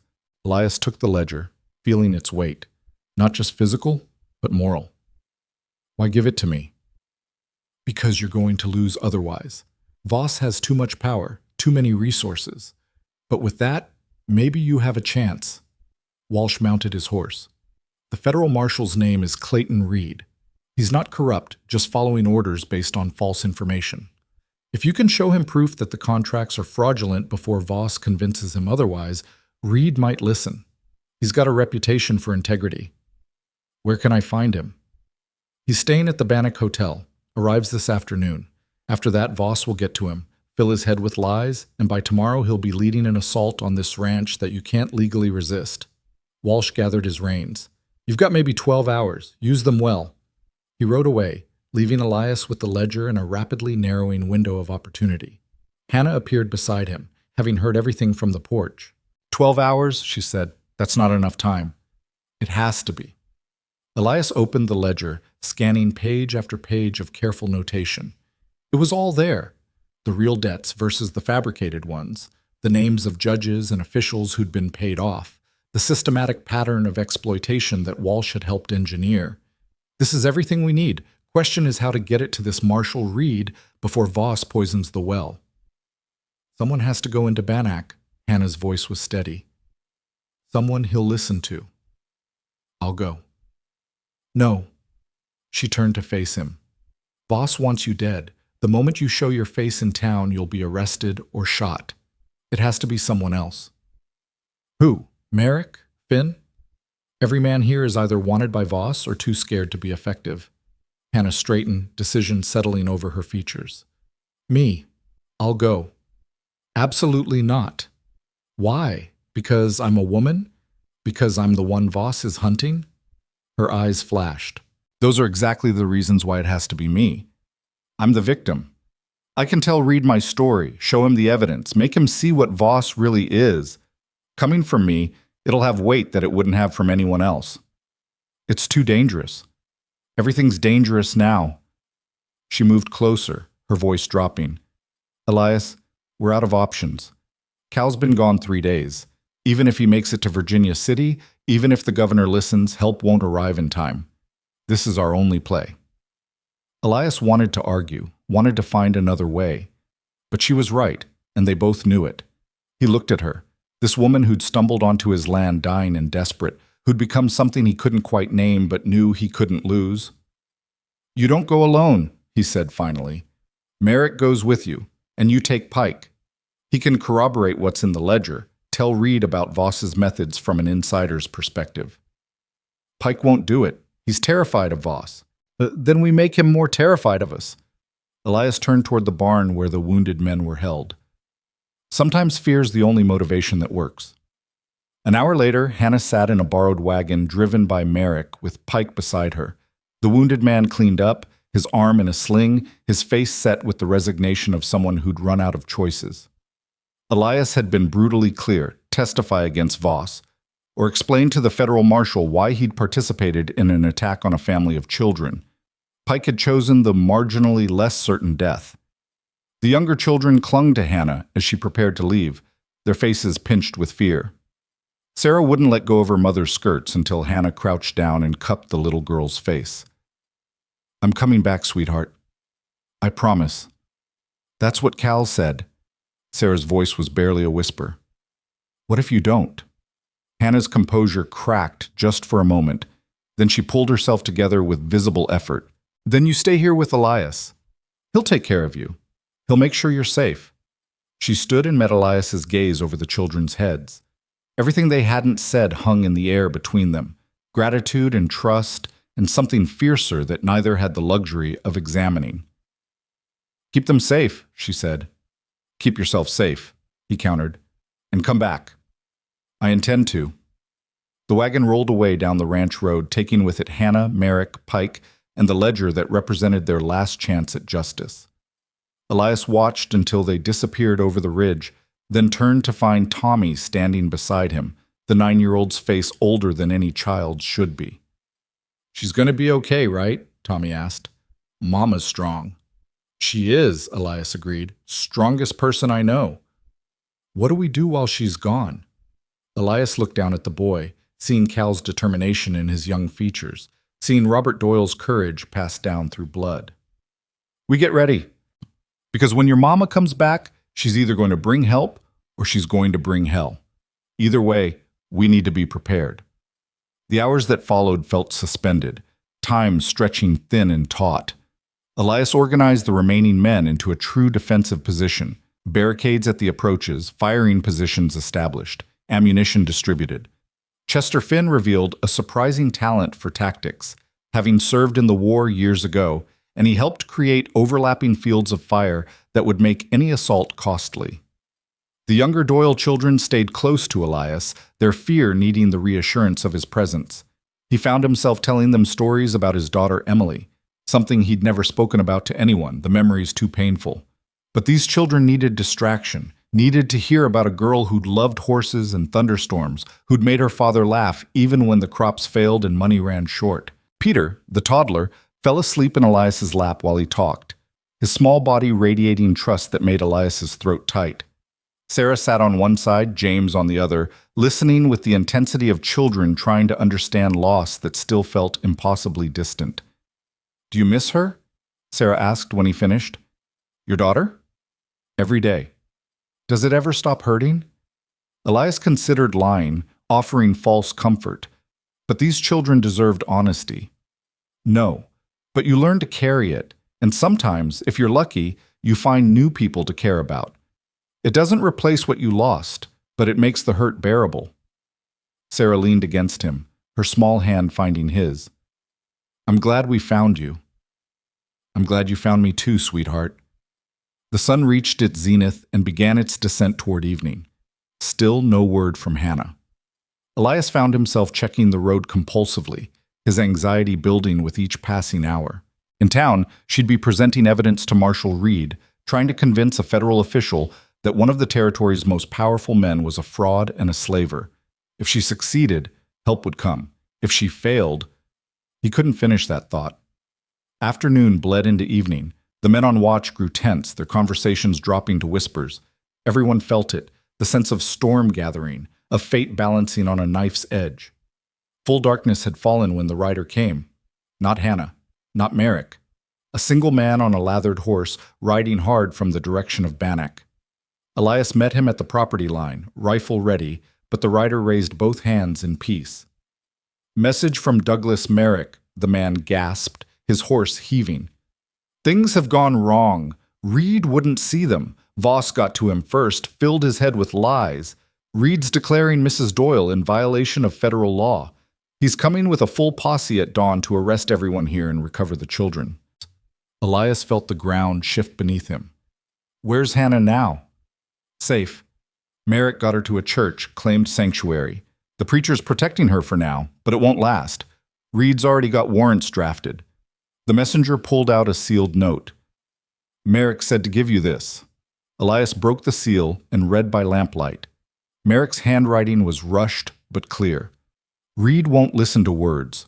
Only thing that might work is making Voss's crimes so public he can't ignore them. We're gathering the families. Everyone Voss has hurt.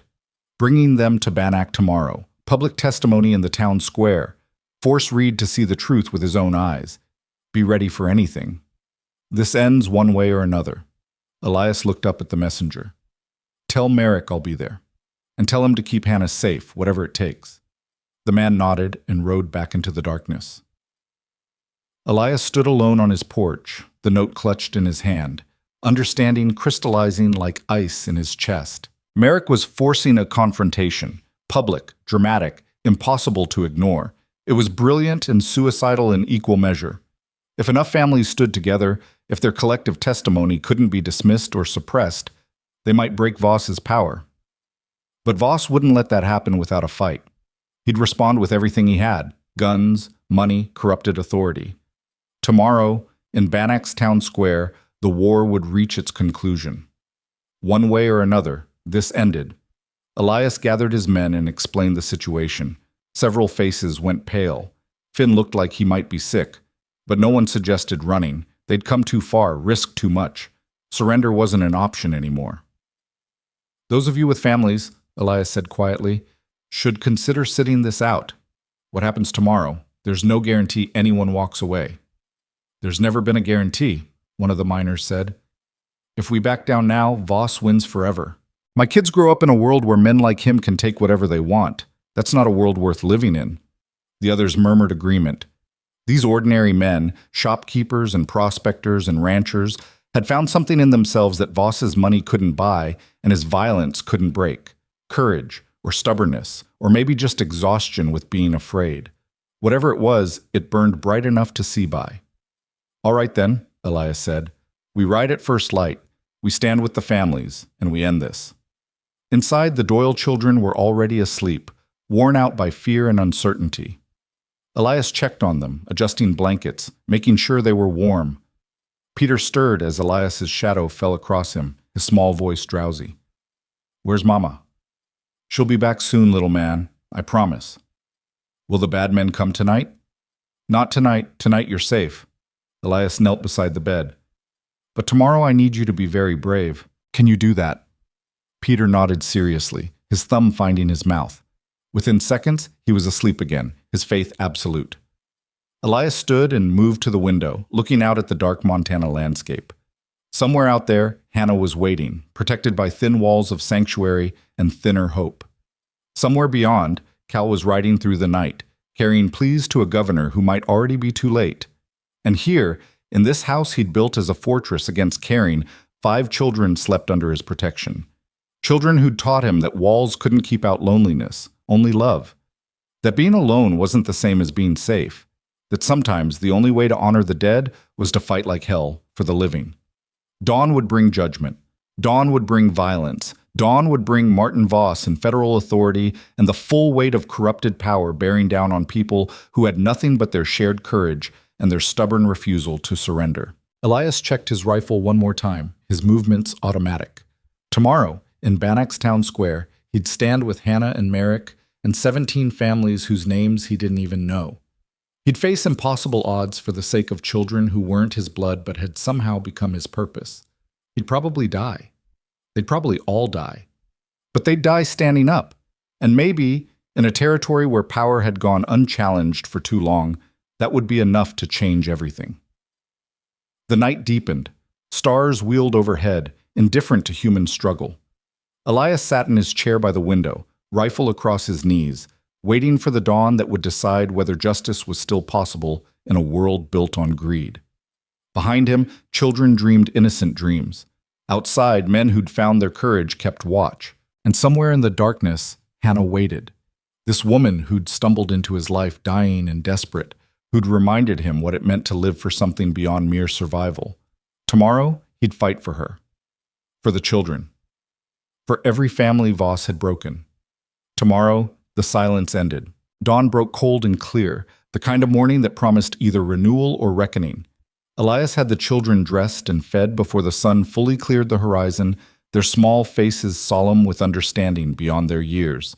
Tommy helped James with his boots. Sarah braided her own hair with shaking fingers. Peter clung to Elias's leg, sensing the tension that thrummed through every adult in the house. "Are we going to see Mama?" Sarah asked. "Yes, sweetheart.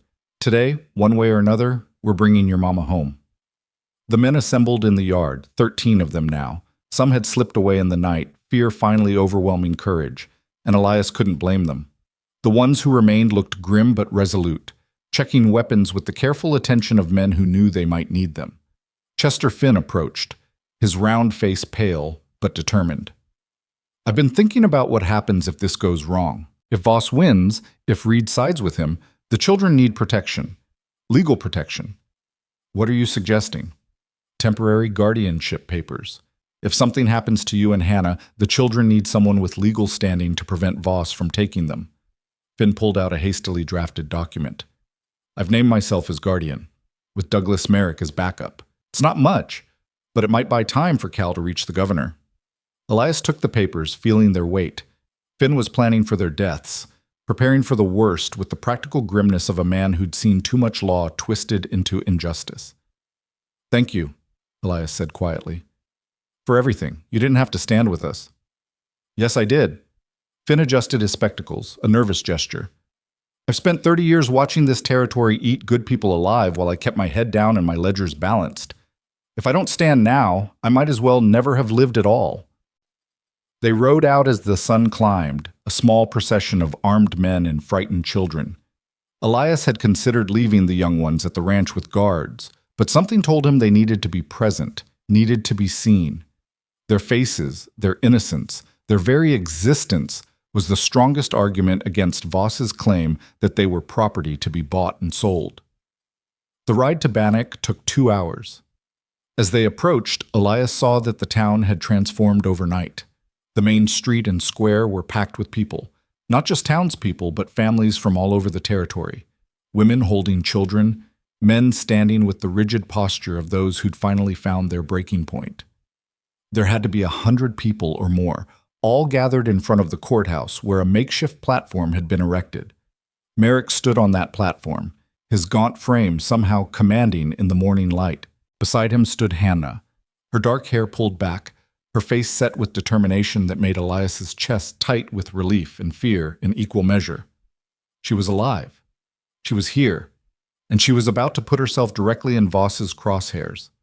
As Elias's group reached the square, Hannah's eyes found his across the crowd. Her expression fractured for just a moment, relief, gratitude, something deeper, before she composed herself and turned back to address the growing assembly. "Thank you for coming," her voice rang out, surprisingly strong. "Thank you for being brave enough to stand here, to speak your truth, to say that what's been done to us is wrong." A murmur of agreement rippled through the crowd. Elias dismounted and helped the children down, keeping them close.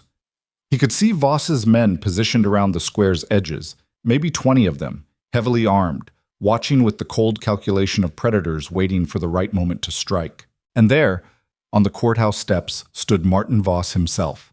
Elias had never seen him before, but the man's identity was unmistakable. Tall, silver-haired, impeccably dressed, He radiated the confident authority of someone who'd never been seriously challenged.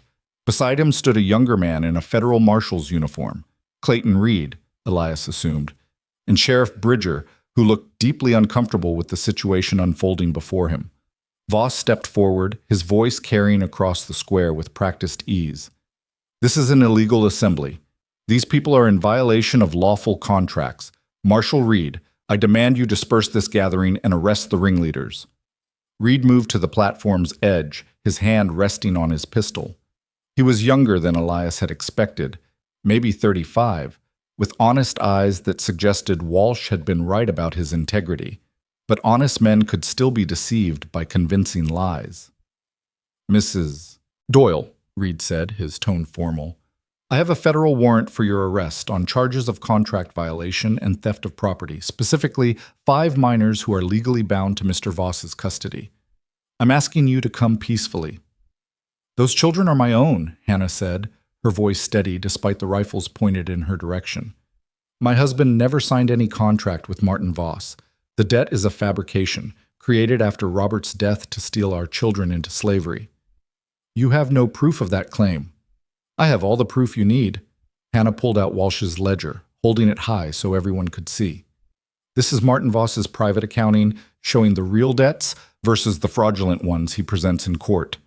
It documents systematic exploitation of 17 families, including ours. Every contract, every forged signature, every bribed official, it's all recorded here." Voss's composure slipped for just a moment, his eyes widening in recognition. "That document was stolen from my private office. It has no legal standing." "Then you admit it's yours?" Hannah's voice turned sharp. "Admit that you keep 2 sets of books, one for the courts, one showing your actual criminal enterprise?" The crowd stirred, voices rising. Reed held up his hand for silence, his expression troubled.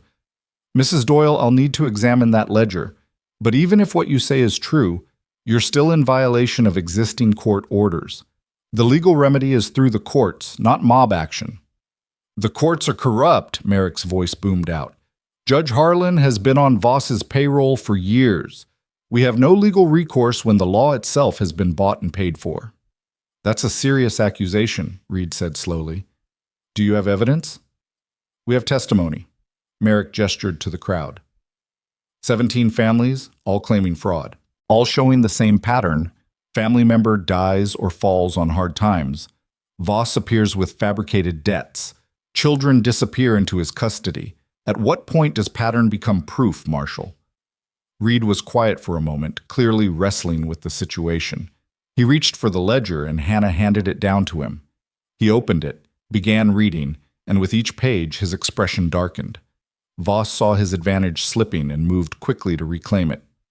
"Marshal, that document is stolen property and inadmissible. More importantly, whatever my private business practices, they don't change the fact that legal contracts exist and have been validated by territorial courts. The rule of law must be maintained, or we have anarchy." "The rule of law," Hannah said, her voice ringing with contempt. "Or the rule of gold. How much did you pay Judge Harlan to sign those orders, Mr. Voss? How much did you pay Sheriff Bridger to look the other way while you enslaved children?" Bridger flinched. The sheriff's hand moved away from his weapon, and he took a step back from Voss, a small gesture, but noticed by everyone present. "I did what the law required," Bridger said, his voice hoarse. "But maybe I should have looked harder at whose version of the law I was enforcing." "Sheriff, you're out of line," Voss snapped. But his authority was cracking, the certainty in his voice fractured by desperation. Reed continued reading the ledger, his jaw tightening with each revelation. Finally, he looked up, his gaze moving between Voss and Hannah. "This document shows systematic fraud on a scale I've never seen. If it's authentic—" "It's not," Voss interrupted. "It's a forgery created by these criminals to justify their lawbreaking." "Then you won't mind if I verify it." Reed turned to his deputies. "I want access to Mr. Voss's offices both in town and at his ranch. All records, all correspondence, everything. If this ledger is fake, the real documents will prove it. If it's real—" He looked at Voss with something like disgust. "Then you're under arrest for fraud, extortion, and a dozen other charges. You have no authority to—" "I have Every authority. Reed's voice turned cold. I'm a federal marshal investigating potential violations of federal law. You can cooperate, or I can assume your guilt and act accordingly. Voss's composure finally shattered. His hand moved toward his coat, and Elias saw the danger a heartbeat before it materialized. He was already moving, pushing through the crowd, when Voss pulled a derringer from his pocket and aimed it at Hannah. "Nobody moves," Voss said, his voice shaking with rage and fear. "Nobody moves or I kill her right here." The square erupted in chaos. Voss's hired guns drew weapons. Reed's deputies responded in kind. Men in the crowd pulled their families back, trying to get children clear of the potential crossfire. And Elias kept moving, closing the distance. His focus narrowed to the small pistol in Voss's hand and Hannah's pale face. "You've destroyed everything," Voss said, the gun trembling in his grip.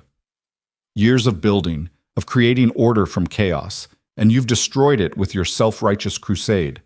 Well, if I fall, you fall with me." His finger tightened on the trigger. Elias was still 10 feet away, too far to reach him in time. He saw Hannah's eyes close, saw her lips move in what might have been a prayer, or just a whispered goodbye to her children. The shot cracked across the square, sharp and final. But it wasn't Voss who fired. Cal Doyle stood at the square's edge, his father's rifle still raised, smoke drifting from the barrel. The bullet had taken Voss in the shoulder, spinning him sideways, the derringer clattering to the ground unfired. The boy's face was deathly pale, his hands shaking so hard he nearly dropped the rifle, but his eyes burned with the same fierce determination his mother carried. Behind Cal, 3 men in territorial uniforms were dismounting from exhausted horses. The governor's personal guard, Elias realized. And behind them, moving with the careful dignity of authority, came Governor Thomas Walsh himself. "Stand down!" The governor's voice cut through the confusion. "All of you, stand down immediately!" Voss clutched his bleeding shoulder, his face twisted with pain and disbelief. "Governor, thank God you're here. These criminals attacked me. I know exactly what happened here, Mr. Voss." Governor Walsh moved through the crowd, with Reed at his side. "I've spent the last 3 days reviewing evidence brought to me by young Mr. Doyle. Evidence of systematic corruption, fraud, and exploitation stretching across multiple territories. Your labor contracts are void, your authority is revoked, and you're under arrest pending a full federal investigation. You can't." "I can, and I am. Marshal Reed, take him into custody." Reed moved forward, pulling Voss's hands behind his back despite the wounded man's protests. The hired guns who'd been ready to shoot moments before now found themselves surrounded by federal deputies and angry townspeople. One by one, they dropped their weapons, recognizing a lost cause when they saw it. Hannah sagged against the platform, her strength finally giving out. Elias reached her in 3 strides, catching her before she fell, his arms wrapping around her with fierce protectiveness. She was shaking, tears streaming down her face, but she was alive. She was whole. "I thought," she gasped, "I thought he was going to—" "I know, but Cal saved you. Your boy saved you." Cal approached slowly, the rifle hanging loose in his hands, his young face struggling to process what he'd just done. "I shot him. I actually shot him." Hannah pulled away from Elias and gathered her son into her arms, holding him tight while he shook with reaction. "You saved my life. You saved all of us." "I didn't want to kill him. I couldn't let him hurt you." "You didn't kill him," Elias said, checking the wound from a distance. "Shoulder shot, clean through. He'll live to stand trial." The governor approached them, his expression grave but not unkind. "Mrs. Doyle, I owe you an apology. My administration allowed this corruption to flourish unchecked. That ends today. Every contract Voss created is being reviewed. Every family he victimized will have their children returned and their debts forgiven. And every official who enabled him will face consequences." "The other families," Hannah said urgently. "There are 17 of them, children scattered across the territory. Marshal Reed has a list. We'll begin recoveries today." Walsh turned to Cal. "Son, you rode 100 miles in 3 days to reach me. Barely stopped to sleep, from what my guards tell me. That took courage." "My family needed help."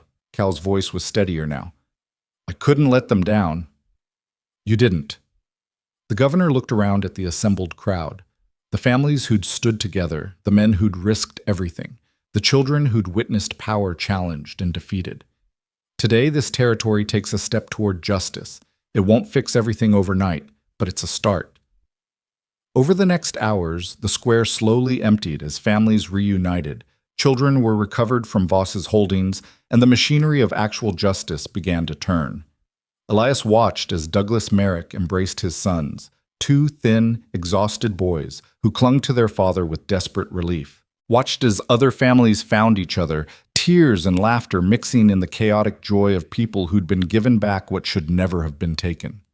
Hannah stood with all 5 of her children gathered close, her arms barely able to encompass them all. Sarah wouldn't stop crying. Tommy and James kept touching their mother as if confirming she was real. Peter had fallen asleep against her shoulder, overwhelmed by emotions too big for a toddler to process.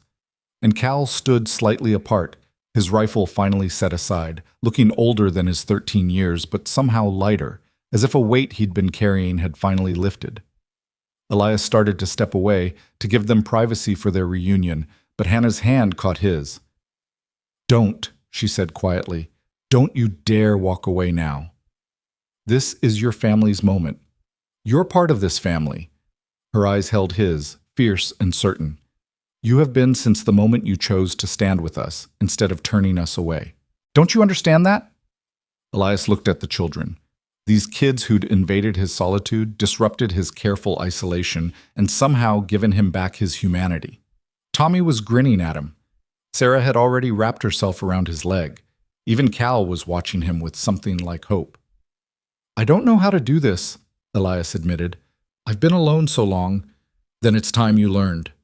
Hannah pulled him into the circle of her family, and suddenly he was surrounded by children, by warmth, by the messy reality of people who needed him, and whom he needed in return. "We're choosing you, Elias. All of us. The question is whether you'll choose us back." He thought about his empty ranch, his careful walls, his 16 years of safety through isolation. Thought about Catherine and Emily, the family he'd lost and spent so long trying not to replace. Then he looked at Hannah's face, at the hope and fear and love barely contained in her expression, and understood that moving forward didn't mean forgetting what came before. "Yes," he said simply. "I choose this. I choose all of you." Sarah cheered. Tommy punched the air. James just smiled, his quiet pleasure somehow more moving than his brother's exuberance. Cal nodded slowly, accepting what he'd perhaps already known. And Hannah's eyes filled with tears even as she smiled, her hand finding his and squeezing tight.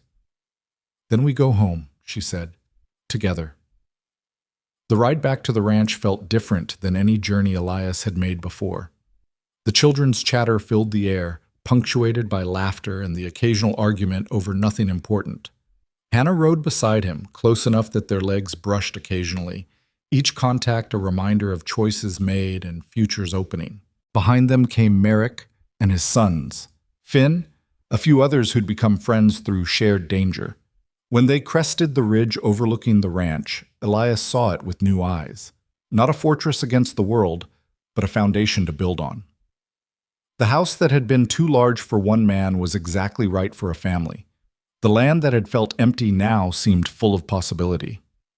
Over the following weeks, they settled into a new rhythm. Hannah and the children moved their few belongings into the main house, filling it with noise and life and the beautiful chaos of actual family. Elias found himself teaching Tommy and James to work the herd, to mend fence, to read the weather.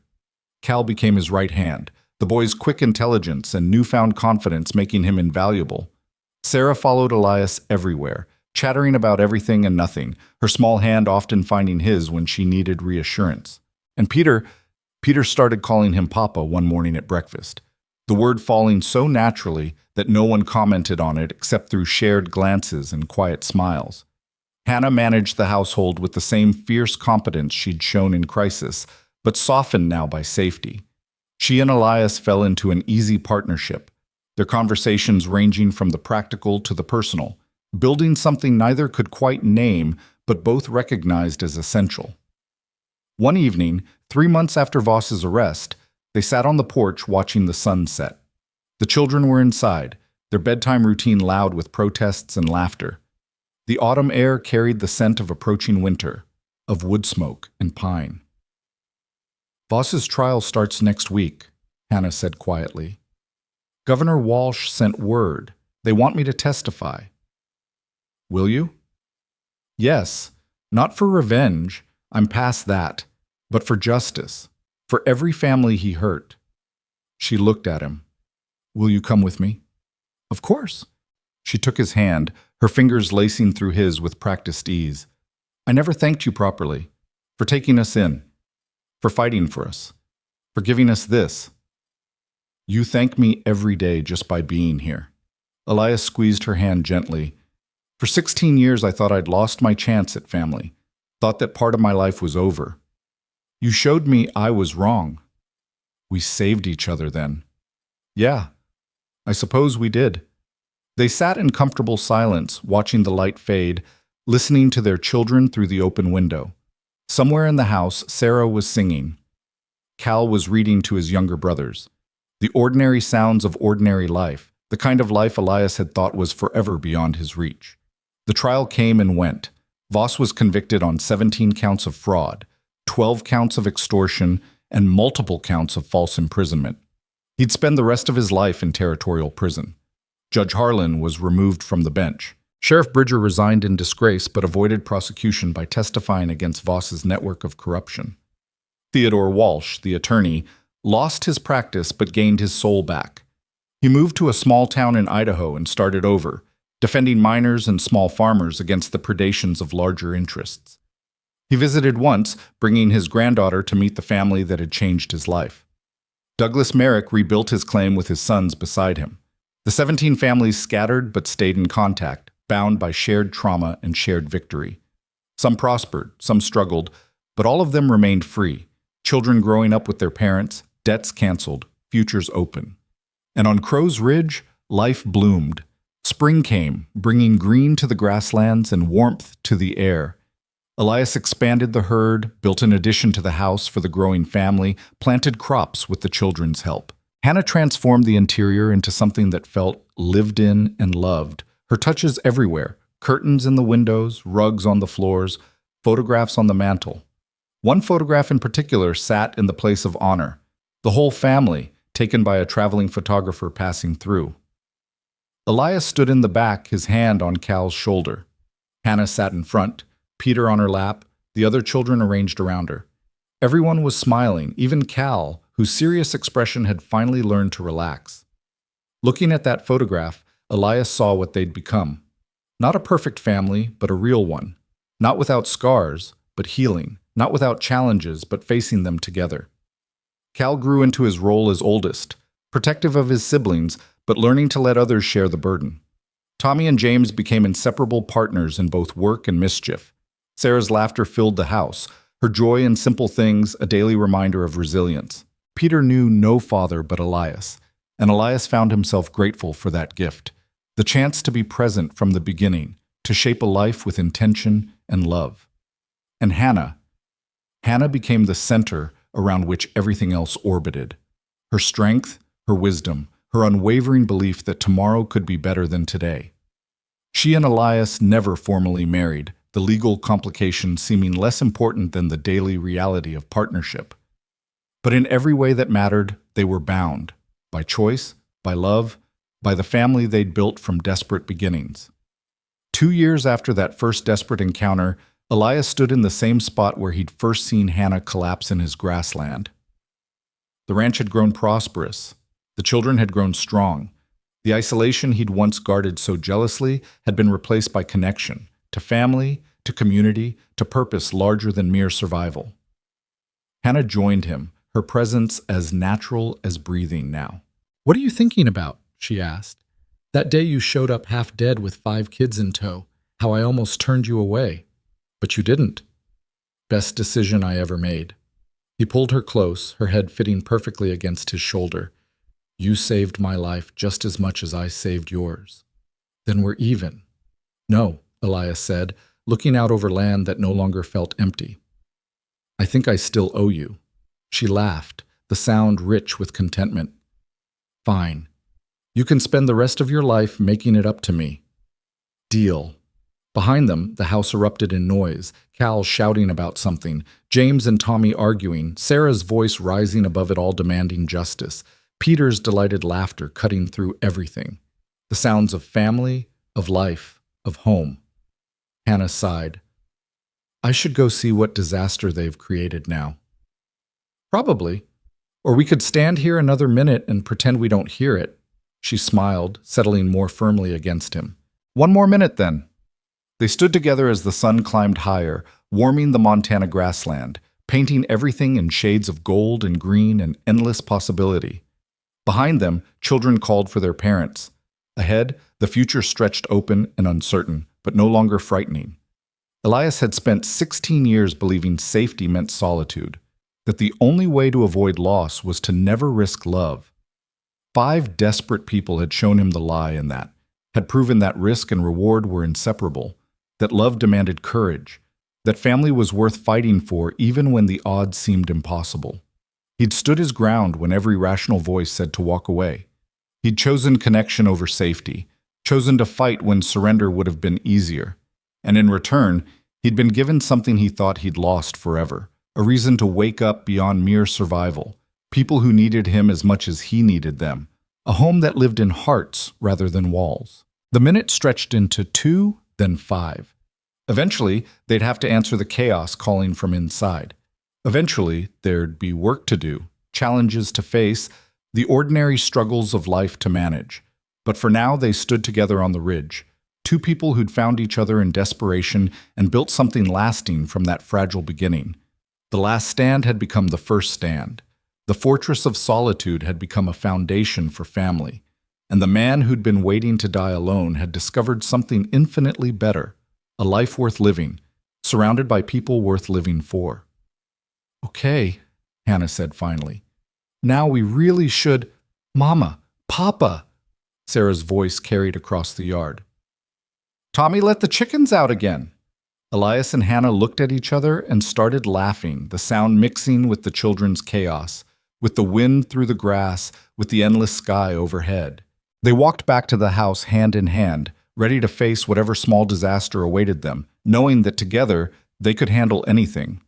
The story that had begun with a rifle pointed at desperate strangers ended with a family gathered around a dinner table, with laughter and arguments and love expressed in 1,000 small ways. It ended with children growing strong and safe, with adults learning to trust again, with a ranch that had become a home. It ended with Elias Crow, once alone, once certain he'd never care again, surrounded by noise and chaos and the beautiful messiness of family, grateful beyond words that 5 strangers had collapsed on his land and refused to let him stay isolated. He'd thought he was saving them. In the end, they'd saved him just as surely. And that, more than any victory in court or triumph over corruption, was the real ending. The understanding that salvation comes not through isolation, but through connection, not through walls, but through open doors, not through safety, but through the courage to love again, despite every reason to be afraid.